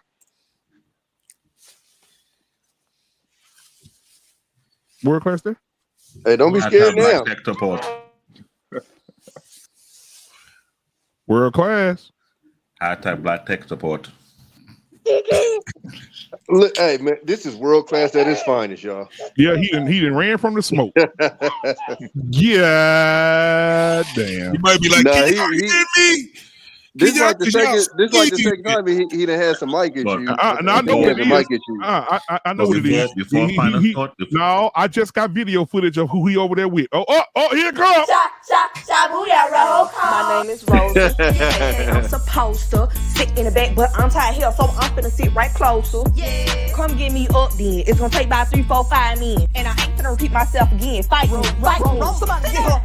My name is Eve. Yeah. I didn't believe. Yeah. I trusted Satan, ate that apple, he deceived. Yeah. And yeah, I'm naked. I thought I was awakened. I'm the first to do it. Y'all my daughters, we related. Yeah. Trick on Big Harry. Yeah. Don't call me slave hoe. The hell? From the underground railroad, busted down mouth of dope. When I say run, you better go. In the dark, that Glocky glow. Yeah. Hey, that beat was right. Let's go. All right, World Class. You still got him over there, or you gonna say something? Yeah, his mic messed up. His mic messed up. Let me say something, black man. Go ahead, Tommy B. And this is kind of to Tyrus and some of these guys' point. I'm gonna be 100 with y'all. Like, I literally fit kind of what they was talking about, and I say that even with my 2 kids' mom, because the reason why I've been trying to fix that is because when I reflect on that situation, I dropped the ball on that shit 100%. I didn't do what the fuck I was supposed to do. Mm-hmm. And because of that, I'm trying to make up for that shit and piece this shit back together. But that was on me. That was on my leadership. That was on me not doing what I was supposed to do. She did what the fuck she was supposed to do. You feel me? And it's a lot of instances like that. You feel me? In my case, it's a lot of what do you call that? Like I be hesitant on shit. You feel me? Because I be, it's almost like I be wanting shit to be perfect, and if I see any wrinkle or something that's not perfect or whatever, I hesitate on, you know what I'm saying, on just real commitment type shit. Right. So I will say that it's a lot of that where, if not that, just chill out, dog. It's a lot of that where we just get comfortable a lot of times. You get a chick, y'all been kicking it for 4 or 5 years, and you get comfortable. You like, fuck it, we just rocking. And you don't take it to where you're supposed to take it, like we always talk about on these panels, the marriage and all this and that. And you will have and so we have to listen to that part too. It's a lot of these chicks that are doing what they're supposed to do for years, and niggas ain't handling up, and they trying to stick it out. They're trying to stick it out, and niggas ain't doing their part. So we also have to make room for that part of it too. And I think some of what we dealing with is a lot of them that's, you know, try to do what everybody said they supposed to do, and the result didn't come out the way that they wanted. And so I think a lot of the shit that we're dealing with too is a lot of backlash from that type of shit as well. All right, I got one more question for you guys before we wrap up. How do you guys feel about Deion Sanders saying that boys that come from single mother homes can't lead his team? I mean, no problem with that. Listen, no problem. I actually need guidance from my elders on that one, guys. When you know how guys that come from that environment typically come up, then I think you can understand that. And I say that like what I told JT. When I went to the military, I was not fully prepared. I was over prepared for that shit. Because what them niggas did to me wasn't even half of what my dad did to me growing up. And usually what you get from guys that are raised by single mothers is the complete opposite. That's a culture shock to them. Somebody holding me accountable? What the fuck? I did something wrong? Because, and I want to say this too, it's not a knock to the mothers. And I don't want to say that, but I'm just saying, because they raise them that way because that's how they're supposed to. Right. That's why we need the father there too, because it's the yin and the yang. And the problem is when that father isn't there, you get an overdose of the mother. So the father is the one that is that other side that hold the accountability. The mother's usually, you know, the softer side or whatever. And so when you take that father out, that accountability gets taken out. And now you get the side where my son ain't never did nothing wrong. He's the sweetest good guy in the world. He the biggest gang banger in the city, but moms is on the news talking about my sweet baby ain't never did nothing to nobody. Right, you right. That's what you end up with. So as we know in sports at quarterback, accountability is the number one fucking thing that you need to have. So I can't have no dude at my quarterback position when I say you did something wrong throwing a fucking hissy fit because I told you did something wrong. Right, and let me give Brother Clarence, what's your thoughts on that? Deion Sanders saying that you know, single mom boys that come from single moms can't lead his football team. Tragic excuse me, tragic error. I think that everybody should be tested first, and no matter where they come from, right? No matter where they come from, they should at least, I agree with that, an option to try at least. And if they fail, they fail, right? But if he's going to just say, well, you know, how's he going to ferret that out? He's going to go to the person and say, are you a single? He meets with all the parents. He meets with all the parents in their family. But that to me is irrelevant to their ability to play on the field, right? That's irrelevant to their ability. If they had said that, just think if somebody would said that about LeBron James, right? He wouldn't even be here, right? So I think, I think he's talking about leadership, like captains and people that take the leadership route. He's not saying they can't play. But I think in the military. Hold on, JT. You guys have been in the military. How many guys have you guys seen that came into the military? They were hauled one way, and after a few years in the military, man, their leadership, and you know what I mean. So I'm just saying that I think everybody should get a trial first, regardless to their home life situation. They should get a trial first. Then, I think, Brother Clarence, I think that's to that point. I think that's a challenge. I think what Deion Sanders what he did was what they call the Jedi mind trick. Maybe, yeah. I think that's a challenge that he's given. I don't think he would say something like that without challenging them. You dig what I'm saying? Think about his background. Think about all the things, the odds that was against him. And this man was playing 2 sports, and he was great in both of the sports.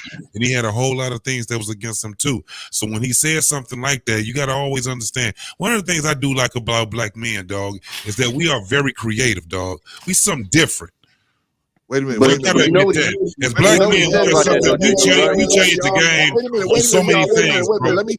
Let me put this out there. Wait a minute. Let me put this out there. Do y'all remember when Deion Sanders was playing and they wouldn't even throw to that side of the field? Yes, sir. Yeah, but he shut down the whole side of the field. Hold on. It's another piece that's missing from this though, JT. He also said, but he would recruit those guys to be cornerbacks and wide receivers. Okay. Yeah. And those tend to be what? More selfish positions. Right. Yes. Right. And see, he's you talking about somebody who came from a single parent home. Yes, so that's what I mean. Yeah. So it's literally like he's probably one of those people that know he couldn't have played quarterback because nobody could have told him shit. Yeah. Right. That's what we have to see. You can't say something. You can't have a. Hey, Trey, I'm gonna let you cook after this, but you can't be able to. This is the thing. That type of talk that he was speaking, man. You can't be soft as baby shit and receive that. At the end of the day, you see how we was going, and we all have our different perspectives on it. It's the same thing that if we was on the team. It still comes down to being. It's still a challenge.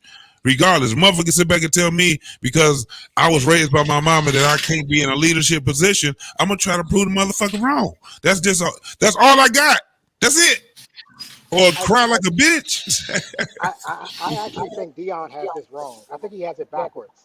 I think kids that come from single parents actually probably are in leadership positions earlier than what they want to be. A lot of kids that grow up in single parent homes have had to watch their younger siblings. They've had to, I was up at 6 a.m. I had to make lunch for me and my sister. I had to do things. I had more responsibilities than maybe the typical kid who was raised in a 2-parent household. I did that with 2 parents, nigga. Well, me too. But I'm saying typically kids that are raised by single parents typically have a little bit more responsibility, especially if you're the oldest. If you're You the gotta grow up oldest, faster. But Trey. Yeah, you have to. Hang on. You have to grow up a little. You have to grow up just a slight bit faster than everybody else does. Honestly, I think Deion has this backwards. But I also watched Deion tell his daughter that she needs to be independent and not rely on anybody. He also told his daughter that too. So I don't know where Deion. But you grow up certain ways faster, but you also don't grow up in certain ways because again, you miss a lot of that accountability. And I'm telling you, because as somebody who grew up with 2 parents, that grew up around a bunch of niggas that had single parents, we can tell the difference. I got a grown ass partner, my best friend that live up the street from me right now. You damn near can't criticize this nigga without him throwing an attitude like a female. Yep. I literally had to pull this nigga aside like, bro, you acting like a bitch. And mind you, he ain't the only one. I got another partner the same way. And when I tell y'all this, I say it just like that too. So that's why I tell niggas, like, when I be on this panel, that I'm worse in real life. But I have to pull him to the side. We was in motorcycle club meeting. The motherfucker said something to him, and he, oh, bro, why they had to say that to me in front of all these people? Bro, who gives a fuck? But that's why, because mama wouldn't have did that. Mama would have pulled me to the side and cushioned me and yada, yada, yada. Yep. So give me your final thoughts, Tommy B. Some mothers would have done that. Black man. No. Most mothers. Okay, most mothers. That's still not all. At the end of the day, I can tell you everything that I've been involved with, I was in a leadership position. I was team captain. When I was in the military, I was dorm chief. When I was in the academy, I was class leader. I've always been in a leadership position. I was raised by a single mother. It's a case-by-case basis, is what I'm trying to say. Trey, again, and like we talked about earlier, we don't focus on the minority. We focus on the majority.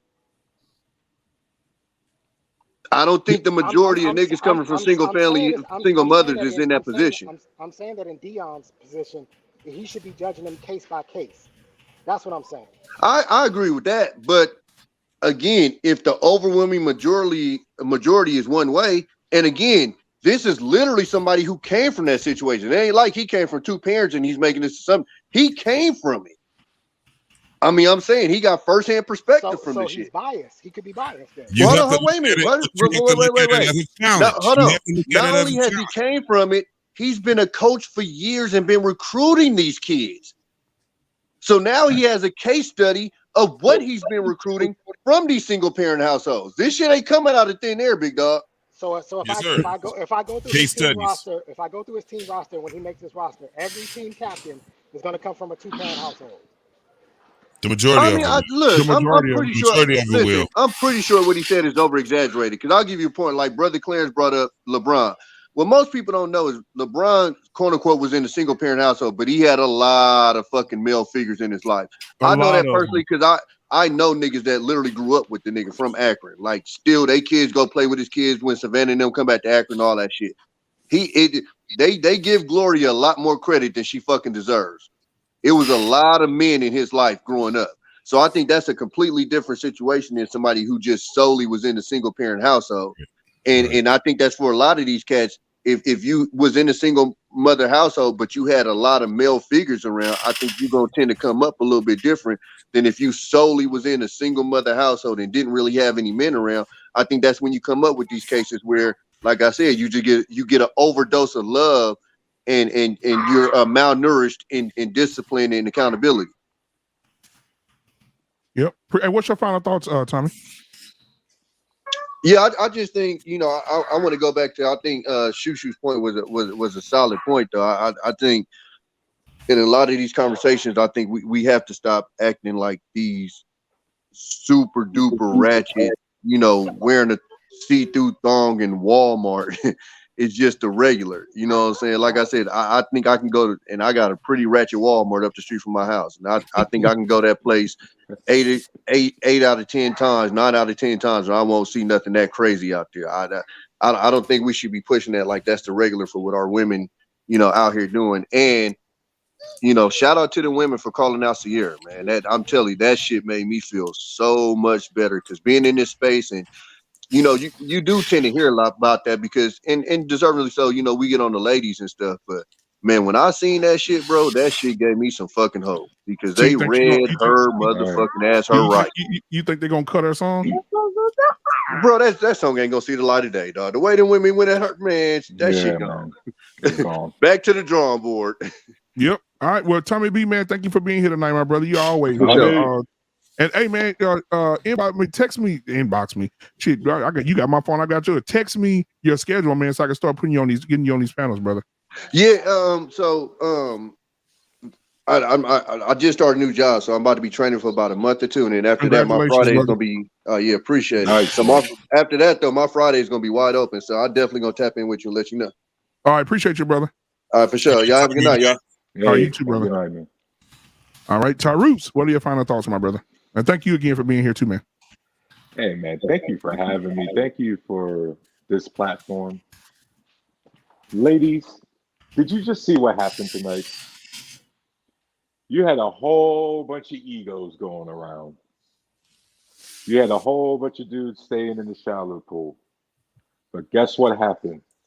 The moment we started talking about sports was the moment we got real, detailed, raw, factual information where they was actually mapping out an outline of how Dion got to where he was and how the path goes. Right. You see, ladies, we can lead and we can have a dialogue when we feel like it.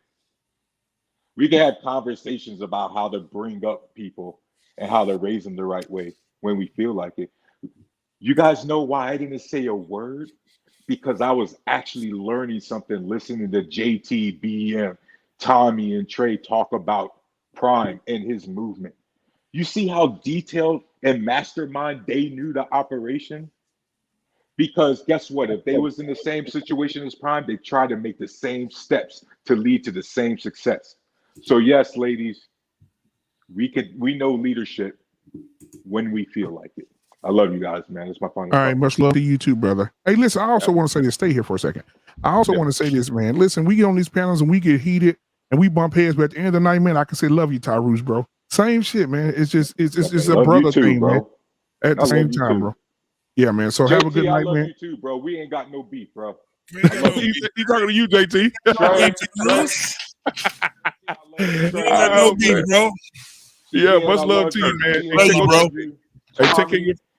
He Hey, ain't got take no care of your. outlet rent free in your basement, but I love you too, bro. Have a good night, guys. Hey, take care. Hey, take care of your family, man. Get out that damn garage and buy your wife car before she come whoop your ass. Oh my God, man. All right, bro. Oh, hey, what's going on, JT? What's your final thoughts, man? Hey, man, great conversation, like always. When it comes down to it, man, hold it. I want you to process it. I want Black David to go first. Okay.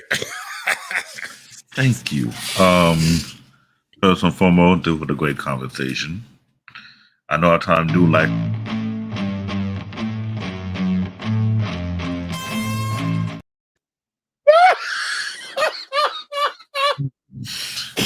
Okay.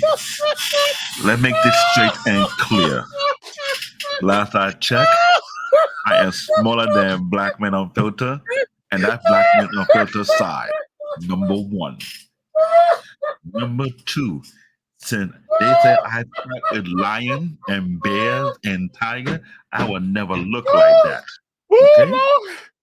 Oh shit! Number three. I'm sorry, man. Oh, I ain't muted. My bad. I thought I was muted. If I'm giving lion the F5 like Brock Lesnar, I won't be looking like that. Okay? Get that straight. Oh boy. What's your final thoughts, Black Dave? My final thought is this. Boy, you want to make me go to the gym and lift 300 pounds just to get mad? I'm like, I'm going to get Black Man. I'm going to get... Yeah, I need to cut that crap out. I'm sorry.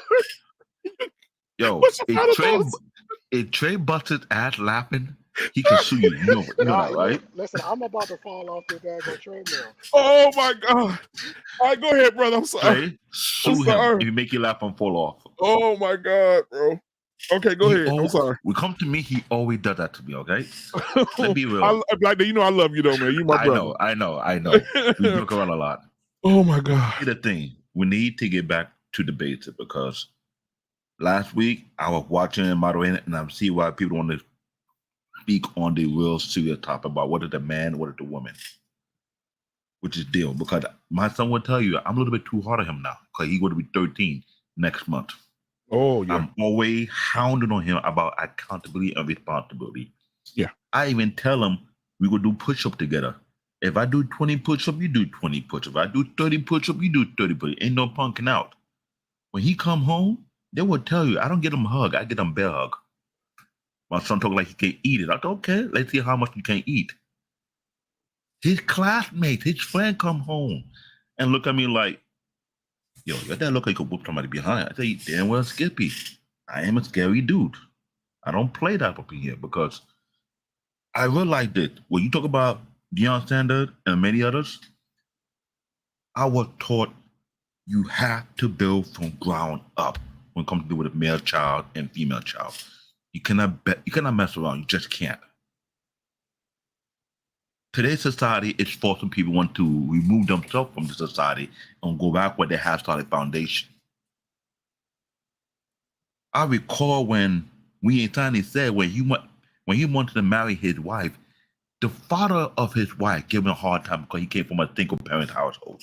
Let's not forget that. We live in the U.S. with multiple ethnic groups, which they bring their own culture and prevent the type of nonsense we allow in our community to enter their community because it's not necessarily needed. Let's stop the complaint. Let's stop the it. You want to get back to the right path? You got to take a very difficult path to take what not everybody want to tread on.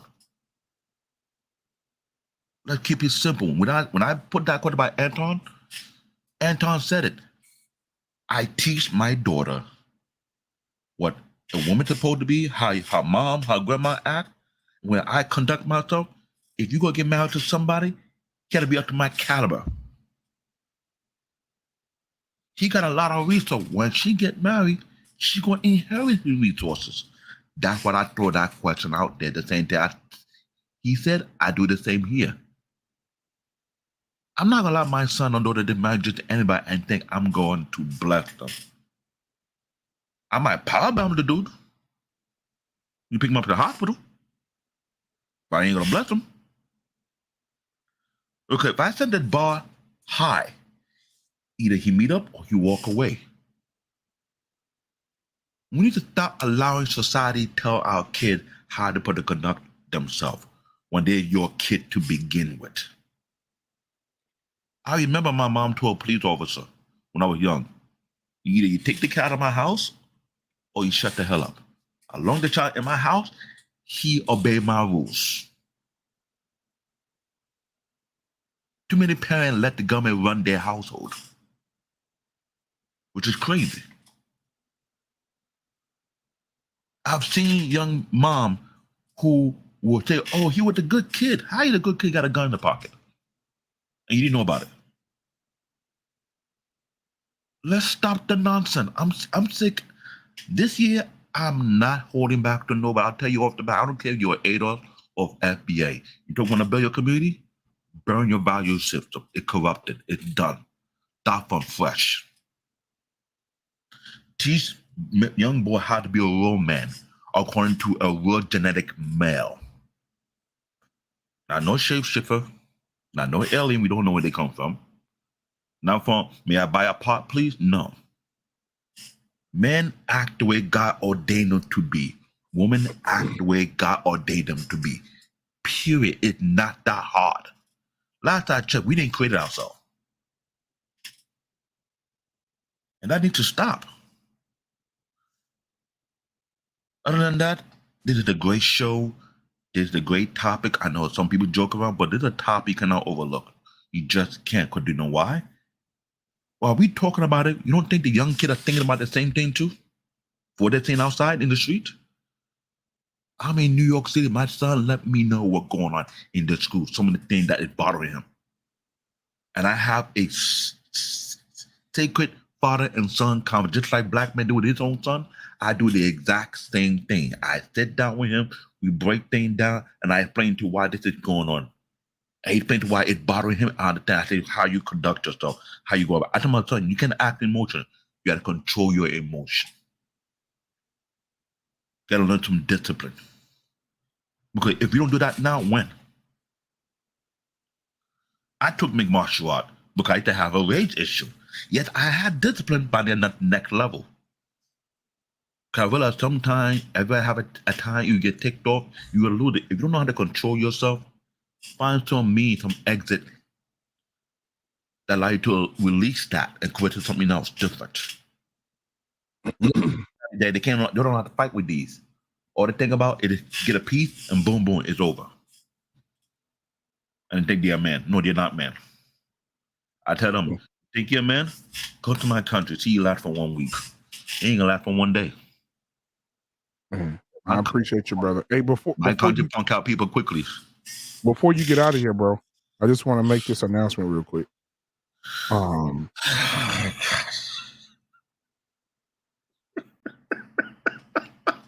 Trey, if you fall, JT, will you read that for me, JT? I can't read it, JT. Trey, if you fall, sue black JT, man. read it for me, JT. You muted. You muted, JT. You muted. You muted. Black David has kangaroo pouch hair gel for $14.99. Not $14.99. It's $14.99. Yes, that's right. $14.99. Kangaroo pouch hair gel. Black man, if Trey hurt himself, you have every right to sue your ass right now. He'll fill off the damn Trey. Don't fill off the damn treadmill. He did fall off the treadmill, didn't he? See? Wait a minute. Wait a Ladies and gentlemen, Before you leave, wait a minute. it's now new. If you come on the show, if you come on the show, fell off the damn treadmill. If black man crack jokes and you follow hurt yourself, hire me. I'll get you a lawyer. We sue him together. Hey, Black David, I appreciate you, man.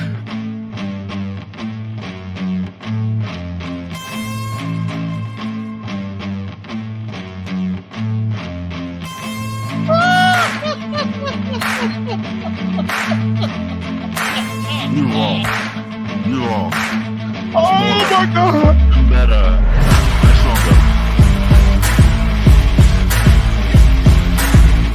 Ooh. Oh, Black That David, mother- thank you so Right, much man. for being here. Trey, you'll look get at somebody Trey. hurt Trey one about day. to die. You'll get Them somebody hurt one little day. ass legs, that nigga got his legs the size of mine. That motherfucker look like a wisdom tooth, man. A real chocolate wisdom tooth. That Ladies and gentlemen, do what I go to when I'm in Black Men Unfiltered. Oh, He oh, used me to hey, hurt lady, other hey, lady. people. Whoa. We got some hits. Lady Navoy said, mail me half a jar, David. Hope it make my shit jump down. See what I'm saying? So, Black David, thank you so much, man. You know I love you, brother. Hey, peace out to you, man. Next you'll call me to let's do a commercial. And Yeah, have let's me do a on there. commercial. Yeah, let's do. It's good to see you doing well, man. Thank you so much, Black David, man. Much love to you, No brother. problem. my brother, man. Hey, Trey. Oh, Bruh. oh. Hey, Black man, you got me in this gym laughing. These people looking at me like I'm crazy in here. Oh my God, they keep looking over. What is wrong with him on that daggone treadmill, bro? Right. Oh my God. Listen. You know, David was eloquent in what he said. It's hard to follow up something like that. But I will say this. My message has always been the same to Black men. It's okay to have standards, and it's okay to enforce your standards. And unfortunately, there are some people who just won't meet your standard, and that's okay. But if you truly believe in what you believe in, it's all right to have the standard and to keep the standard. I have a standard. Certain things I just will not deal with. And I've never ever looked at a woman who didn't want to deal with, or she had her standards. I never looked at her as being, subservient or inferior to me at all. I actually respected the fact that she had standards. I have no issue with that. And so my message to Black men is always going to be the same. It starts with us. And when we get this figured out, and when we can all get on the same page, man, look out. That's all I'm gonna say is look out, because all of us together, collective, with one vision and one goal, that's a problem. And I think there are a certain group of people in this country that understand that, which is why they keep putting things in our community to divide us, because they know that if we all get on the same page, they got problems. While we don't have the majority of the people, we have a lot. And even with that video that you showed of the white people in the church, I mean, they're imitating a certain group of people. They are. You know what I mean? You know what I mean? I mean, we're leaders. Yeah. We're just leaders. We lead pretty much every culture. Most people want to do what we do. We have to find a way, especially as Black men, to get on the same page and believe in the vision, trust the leadership. And until then, we're just going to keep having these problems. And that's unfortunate, because I want us to all get on the same page. But Black man, I thank you for having me. I apologize that I didn't get back to your DM. I don't really check my Instagram. Like, I'm not a social media guy, so I don't really check it. But thanks for having me. JT, as always, it's a pleasure. Y'all have a good night. All right, my brother. Be good, brother. Don't fall off that damn treadmill, bro. Well, you got to stop with the jokes, bro. Because that was Hey, man, hilarious. listen, bro. It's before you go, man. I just want to show you something.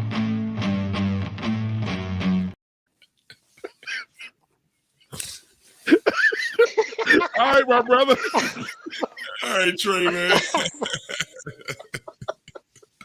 Go ahead with JT for What We Know podcast, man. He over there killing himself laughing, bro. JT, what's going on, man? Give me your final thoughts, man. And then we got information, man, coming up the rear tonight, brother. Go ahead.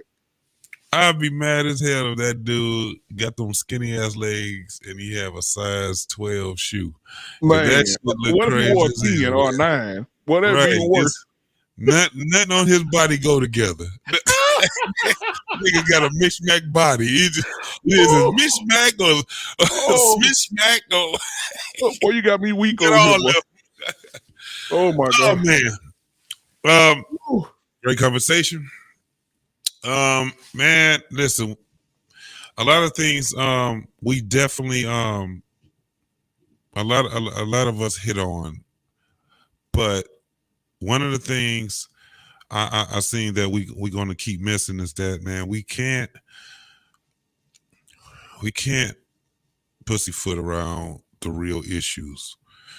And the real issues right now, man, is that we got women and men, and specifically Black women and men, man, we are not on the same page with each other. And we got all this other shit around us that's it's sidetracking us. You know what I'm saying? Yeah. And I don't like, one of the things I learned is that I don't like to just, say when I love somebody that I love them, because it doesn't have any content and meaning to it when I just say that. So I always look at love as a frequency. And so I do things to show where that frequency lies. You know what I'm saying? Because that's a frequency that you can't really explain with words. You have to be able to you have to be able to use a process with this. You know what I'm saying? It's the same thing. I never look at hate as the opposite of love. I look at it as indifferent being the opposite of love. Because when you're indifferent, you don't give a fuck about a person. Hate is a thin line between that. That's an emotion. Love is not emotion. Love actually is a frequency. We can use it as a emotion and things like that. But right now, when it comes down to us as men and women, black men and women, we have to start re-evaluating how we're living our lives and how we so-called love one another, right? How we so-called respect one another, because that's what one of the things that I know for sure is that as men, we'd take respect over anything else, and that's up under the umbrella of love. We get on these panels and we start trying to challenge people when we're not supposed to be challenging them. Sometimes we just need to hear them out, and we can just add to what they're saying. I think that's one of the things we gotta check. I mean, it's one thing when we are in a space to debate one another, and you're supposed to do that. But when you're talking, when somebody is being genuine and they speak from their heart, like tonight, she was speaking from the heart. You can tell she was speaking from the heart. Now we could have went on a diatribe on ourselves, and we could have went and try to challenge what she was saying or something like that, man. But when you actually look at it, she wasn't really saying anything wrong. You know what I'm saying? That was from her heart. So to challenge it, all it does is make us seem like this.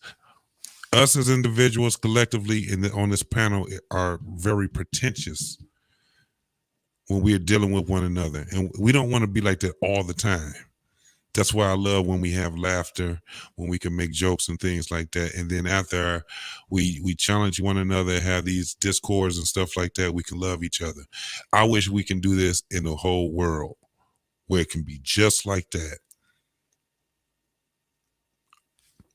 I'm at a loss, bro. I'm gonna tell you the truth. I'm at a loss. I don't have any answers tonight, but all I know is that we got to do better than what we're doing. And that's from one generation to the next generation. We got to do better than what we're doing. You can find me on What We Know podcast. I'm gonna be doing a show. Guess what I'm gonna be doing a show on, Black Man? What's that, brother? Your show. Yeah. Which one? The recap. Okay. Cool. The recap. It's going to be a mixture of Fridays and Wednesdays. It's going to be a mixture. And I just want us as men to be able to have some discourse about it, what we agree about and what we disagree with. I want to get it to a point where we can have real conversation. You know what I'm saying? And I do have a lot of pushback for my brother Mandrell. We talked after the show and everything. So, that's my brother, man. But I was honest with him, and I'm going to be honest with him on the show. This is not about being pretentious with him or anything, but we need to get on the same page as men. We have to have an alliance with one another. And in order for that to happen, man, we're going to have some goddamn discourse. Yep. Well, I appreciate you, my brother, man. Always, man. Much love to you, brother. Yes, sir. At 9 o'clock, I texted to you, bro. If you were able to get on the show, that'd be Saturday. No, this is going to be Friday. I mean, on Thursday. This is going to be Thursday night. Okay. I said 9 o'clock, but I think I'm gonna make it 9:30. Freezy is going to be on there. Mandrell said he's going to be on there. And whoever else wants to come on that was on the show, because I want us to be able to have that conversation. Right. You know my kids have, I have an Easter production starts where it started Sunday. Rehearsal for that. After that, I can jump on. Okay. No, man, no worries, bro. You know how I go.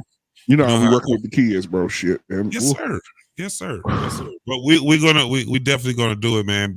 We want to keep it going. I haven't did a live in a while, so I definitely got to get that going. I got a lot of videos that I need to start releasing, but yeah, I need to get my lives back going again.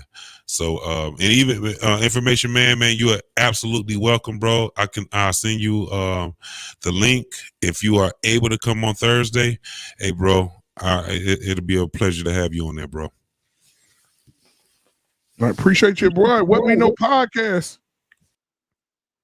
All right, we got information man in the building, my brother. What's going on? You muted. What's going on, man? And give me your thought on the show and what we talked about, man, and what you saw, what you heard, brother. Well, actually, I went live earlier. I just got finished doing a live, but I did listen to a little bit prior to doing my show tonight. Tell the truth. And well, I was very curious about the title, "What's a Real Man? What's a Real Woman?" Because I think that's an area that we need to touch on from a biological point of view. Because what we think a woman is or a man is steeped in a lot of superficial stuff. Let me say peace to beautiful animated Speak. She shouted me out in the chat room and everyone in the chat room. But I think a lot of our views of what it is to be a man and woman is is steeped in a lot of superficial stuff. And we've kind of gotten away from character and principles and qualities that we possess. Well, we know podcast was right. We're out of balance with each other. And I think the reason why we're out of balance, because I think black women and black men, we're not really honest about the boo-boo in our draws. We really don't want to be honest. We got too many guys that want to beat their chests and want to show women up by showing how masculine they are because they can talk down to a woman. We have too many women who are in positions where they feel that they need to compete with us by showing us how clever they are when they talk to us. That's our problem. We're competing with each other and we're not on the same page together. This is the bottom line, whether women want to hear this or not, but it's the truth. Women, you weren't sent here by God to compete with men. You were sent here to be a helper to us. You come from our rib. You come from our body. Without us, you would not exist. And I don't say that to be arrogant, because without women, see how this all balances itself out? Without women, we would not exist further to keep our species and keep our families going. So women needed us to be alive, and we need them to keep our race going, keep our families going. We need to work in balance the way God intended for us to work in balance. We got to get out of this competing with one another. Women are not built to compete with men as if they are a man themselves. That's not natural. And men, we weren't designed to spend our time arguing and bickering back and forth with women. We weren't designed for that. We were designed to build, to create, to bring structure, to build family, to bring principles and discipline. What I would like to see you do, Black Women Unfiltered, is I would like to see you have a panel where you have a good balance of women and men on the panel, and people simply listen. See, this is our problem. When people give their opinions, women and men are too quick to say, oh, I've got to one-up you on what you said. I got to checkmate you. The hell with that. Listen to what people are saying and recognize whether you are engaging in those types of behaviors. We're never going to get to the point that we need to be, Black Women Unfiltered, until we're both honest about the boo-boo in our pants. Yep. Black men are not perfect. We have a lot of issues that we need to deal with, and a lot of it stems from our childhood and our own relationships with our own mothers. Women have issues because of lack of relationship with a father figure or a proper male figure in their life. They get the wrong ideas of what men are from women who have no man. This is my advice to women. Spend more time listening to women that give you advice about relationships, that women that have marriages, women that are in, from what you can tell, sort of are successful relationships. Listen to women that are married and listen to women that are in relationships. Stop listening to women who are an echo chamber of telling you negative things about relationships and men, and they don't even have a man themselves and can't keep one. Men, I'm gonna be honest with you. Men, stop spending your time complaining about women that you say you don't want, and focus on the women that you do want.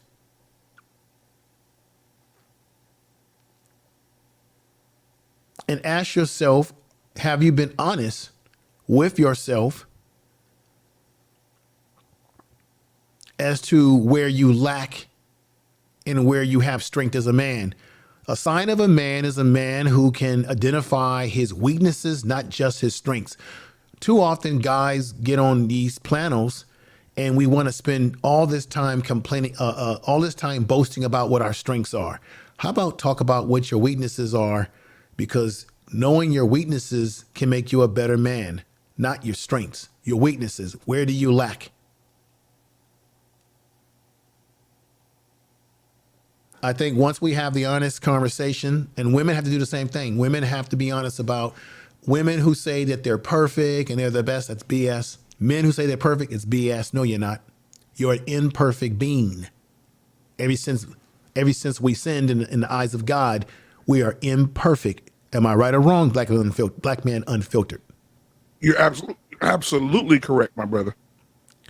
So if we can start from that point of view, maybe we can listen to each other. Maybe, just maybe. And we can get our family structures back in order. And it's also great to listen to people, men like yourself, who are raising kids. I think we can get the best wisdom from men like you, Black Men Unfiltered, who is raising a family. We need more voices like you on the YouTube streets and less of the voices that are complaining about the women that they really don't want anyway. We need to hear the men who are actually simplifying what it is to be a man. And that's the bottom line. And through these issues. Last time I checked Black Men Unfiltered, a woman to me is more than just her hair, her makeup, her shape, but a woman is biology. We live in a world, we have transsexuality and all these different things, but we fail to understand that what makes a woman is her biology, fallopian tubes, her ability to give birth, her certain instincts that women have. That's the biology, the bone structure of women, down to the DNA. Women have menstrual cycles, which goes along with the universe and the stars and the moon and the cycle. Anyone, in my opinion, who doesn't have those essence, in my opinion, they're not a real woman. Women are spiritual, connected to the universe. Being a woman is deeper than just your makeup, your hips, your ass, your tits, all that stuff. It's a little bit more deeper. Being a man is a little bit more deeper than that too, than our physical attributes. I'm talking about on the metaphysical level. And that's why we're lost, because we haven't connected with the spiritual. We have lost our way. Brother, thank you. Everybody in the chat room, have a great rest, a great day, a great weekend coming up for all of you. And Black Men Unfiltered, I'll catch you again soon.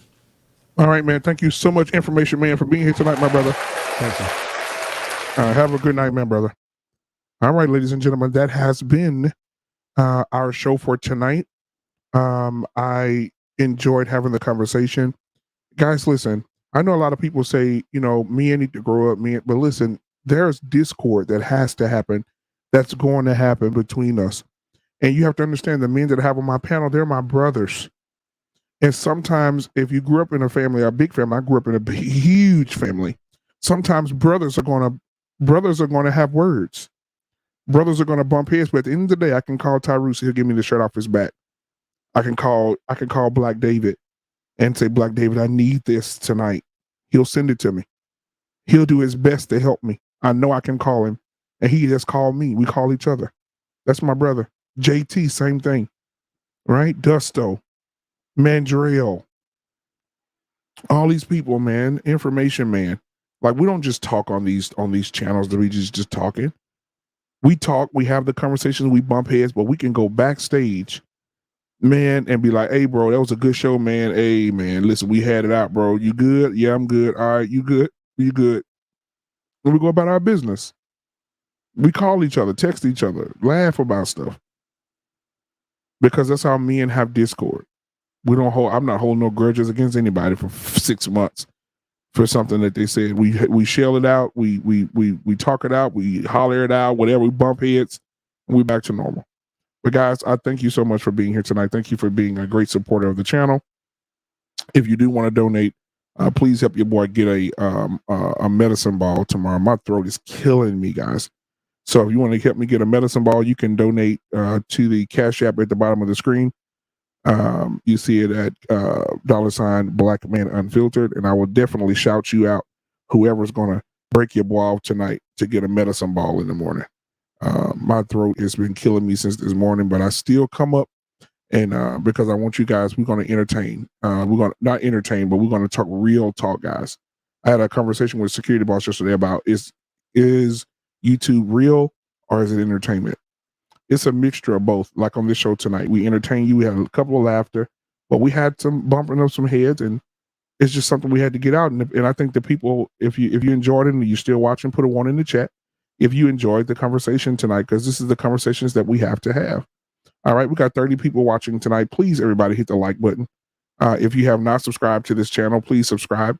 We'll continue to bring you the best of the best. Try to bring you the best of the best conversations and everything like that. So, but if you want to help your boy get a medicine ball in the morning from Starbucks, go ahead and hit that Cash App right at the bottom of the screen, and help your boy out. All right, and I'll shout you guys out tomorrow for sure on our next show. All right. So thank you guys for being here. This has been Black Men Unfiltered and Black Men Unfiltered Network with another Talk That Talk Tuesday. And we'll see you guys tomorrow for the sports show at 7 p.m. Central Standard Time.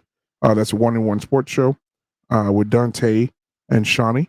They'll be hosting that. And then Wednesday night. No, tomorrow's Wednesday. Yeah, Wednesday. Yeah. And then on Thursday, we'll have Mandrell's on tomorrow. I don't know. What am I doing? Mandrell at 8:30 Central Standard Time tomorrow will be doing a show. His show is Unapologetic with Mandrell and Shushu. He will have to have a guest co-host tomorrow because his sister will be out. Shout out to Shushu. Thank you for all the passion you brought tonight. We love you. We pray for a safe trip for you guys. So make sure you guys send your prayers out for her to get a safe trip from New York to Hawaii safely and back home. We pray that you get back in Jesus' name. We pray that over you, and we pray protection and a hedge of protection over your life as you travel. So thank you so much, Shishu, for giving your insight tonight, and have a safe trip on tomorrow. And anything else? I already said the Cash App. I already said the Super Chat. Thank you, guys. Thank everybody in the chat. The chat is undefeated. Thank you so much for being here tonight and having your perspective. I've seen a lot of good conversations in the chat as we were going in. So thank you, everybody, for the Super Chats that you did send me. I do appreciate Ruckus and Doctor and the Robert H. and Tommy B. and Beautifully Animated, Aunt T. I forgot to read your Super Chat, but I'll read it now. Aunt T, thank you for the $5 Super Chat. He said LeBron still to this day has never been recruited by a coach that he ended up playing for. Dion does have a point. LeBron isn't an exception. All right. Thank you so much for that Super Chat. I appreciate it, my brother. Now, I will say this. On Friday, we're going to have the barbershop talk. And the conversation on Friday will be as such. Man up. That's the name of the show on Friday. Man up. We're going to be talking about men who need to take a stand. We're going to talk about men who take a stand for the wrong thing. All right. That's on Friday, 8:30 Central Standard Time. This barbershop talk, nothing but men. The men are sitting around the table having the conversation, and the women are taking notes and trying to understand how men think. All right. So that's it for tonight. Ladies and gentlemen, much love to you. And until next time, may God bless you and your families and cover you and hold a really huge hedge of protection of everybody that watched tonight and everybody that didn't watch. We want you guys to be safe. We out. Peace.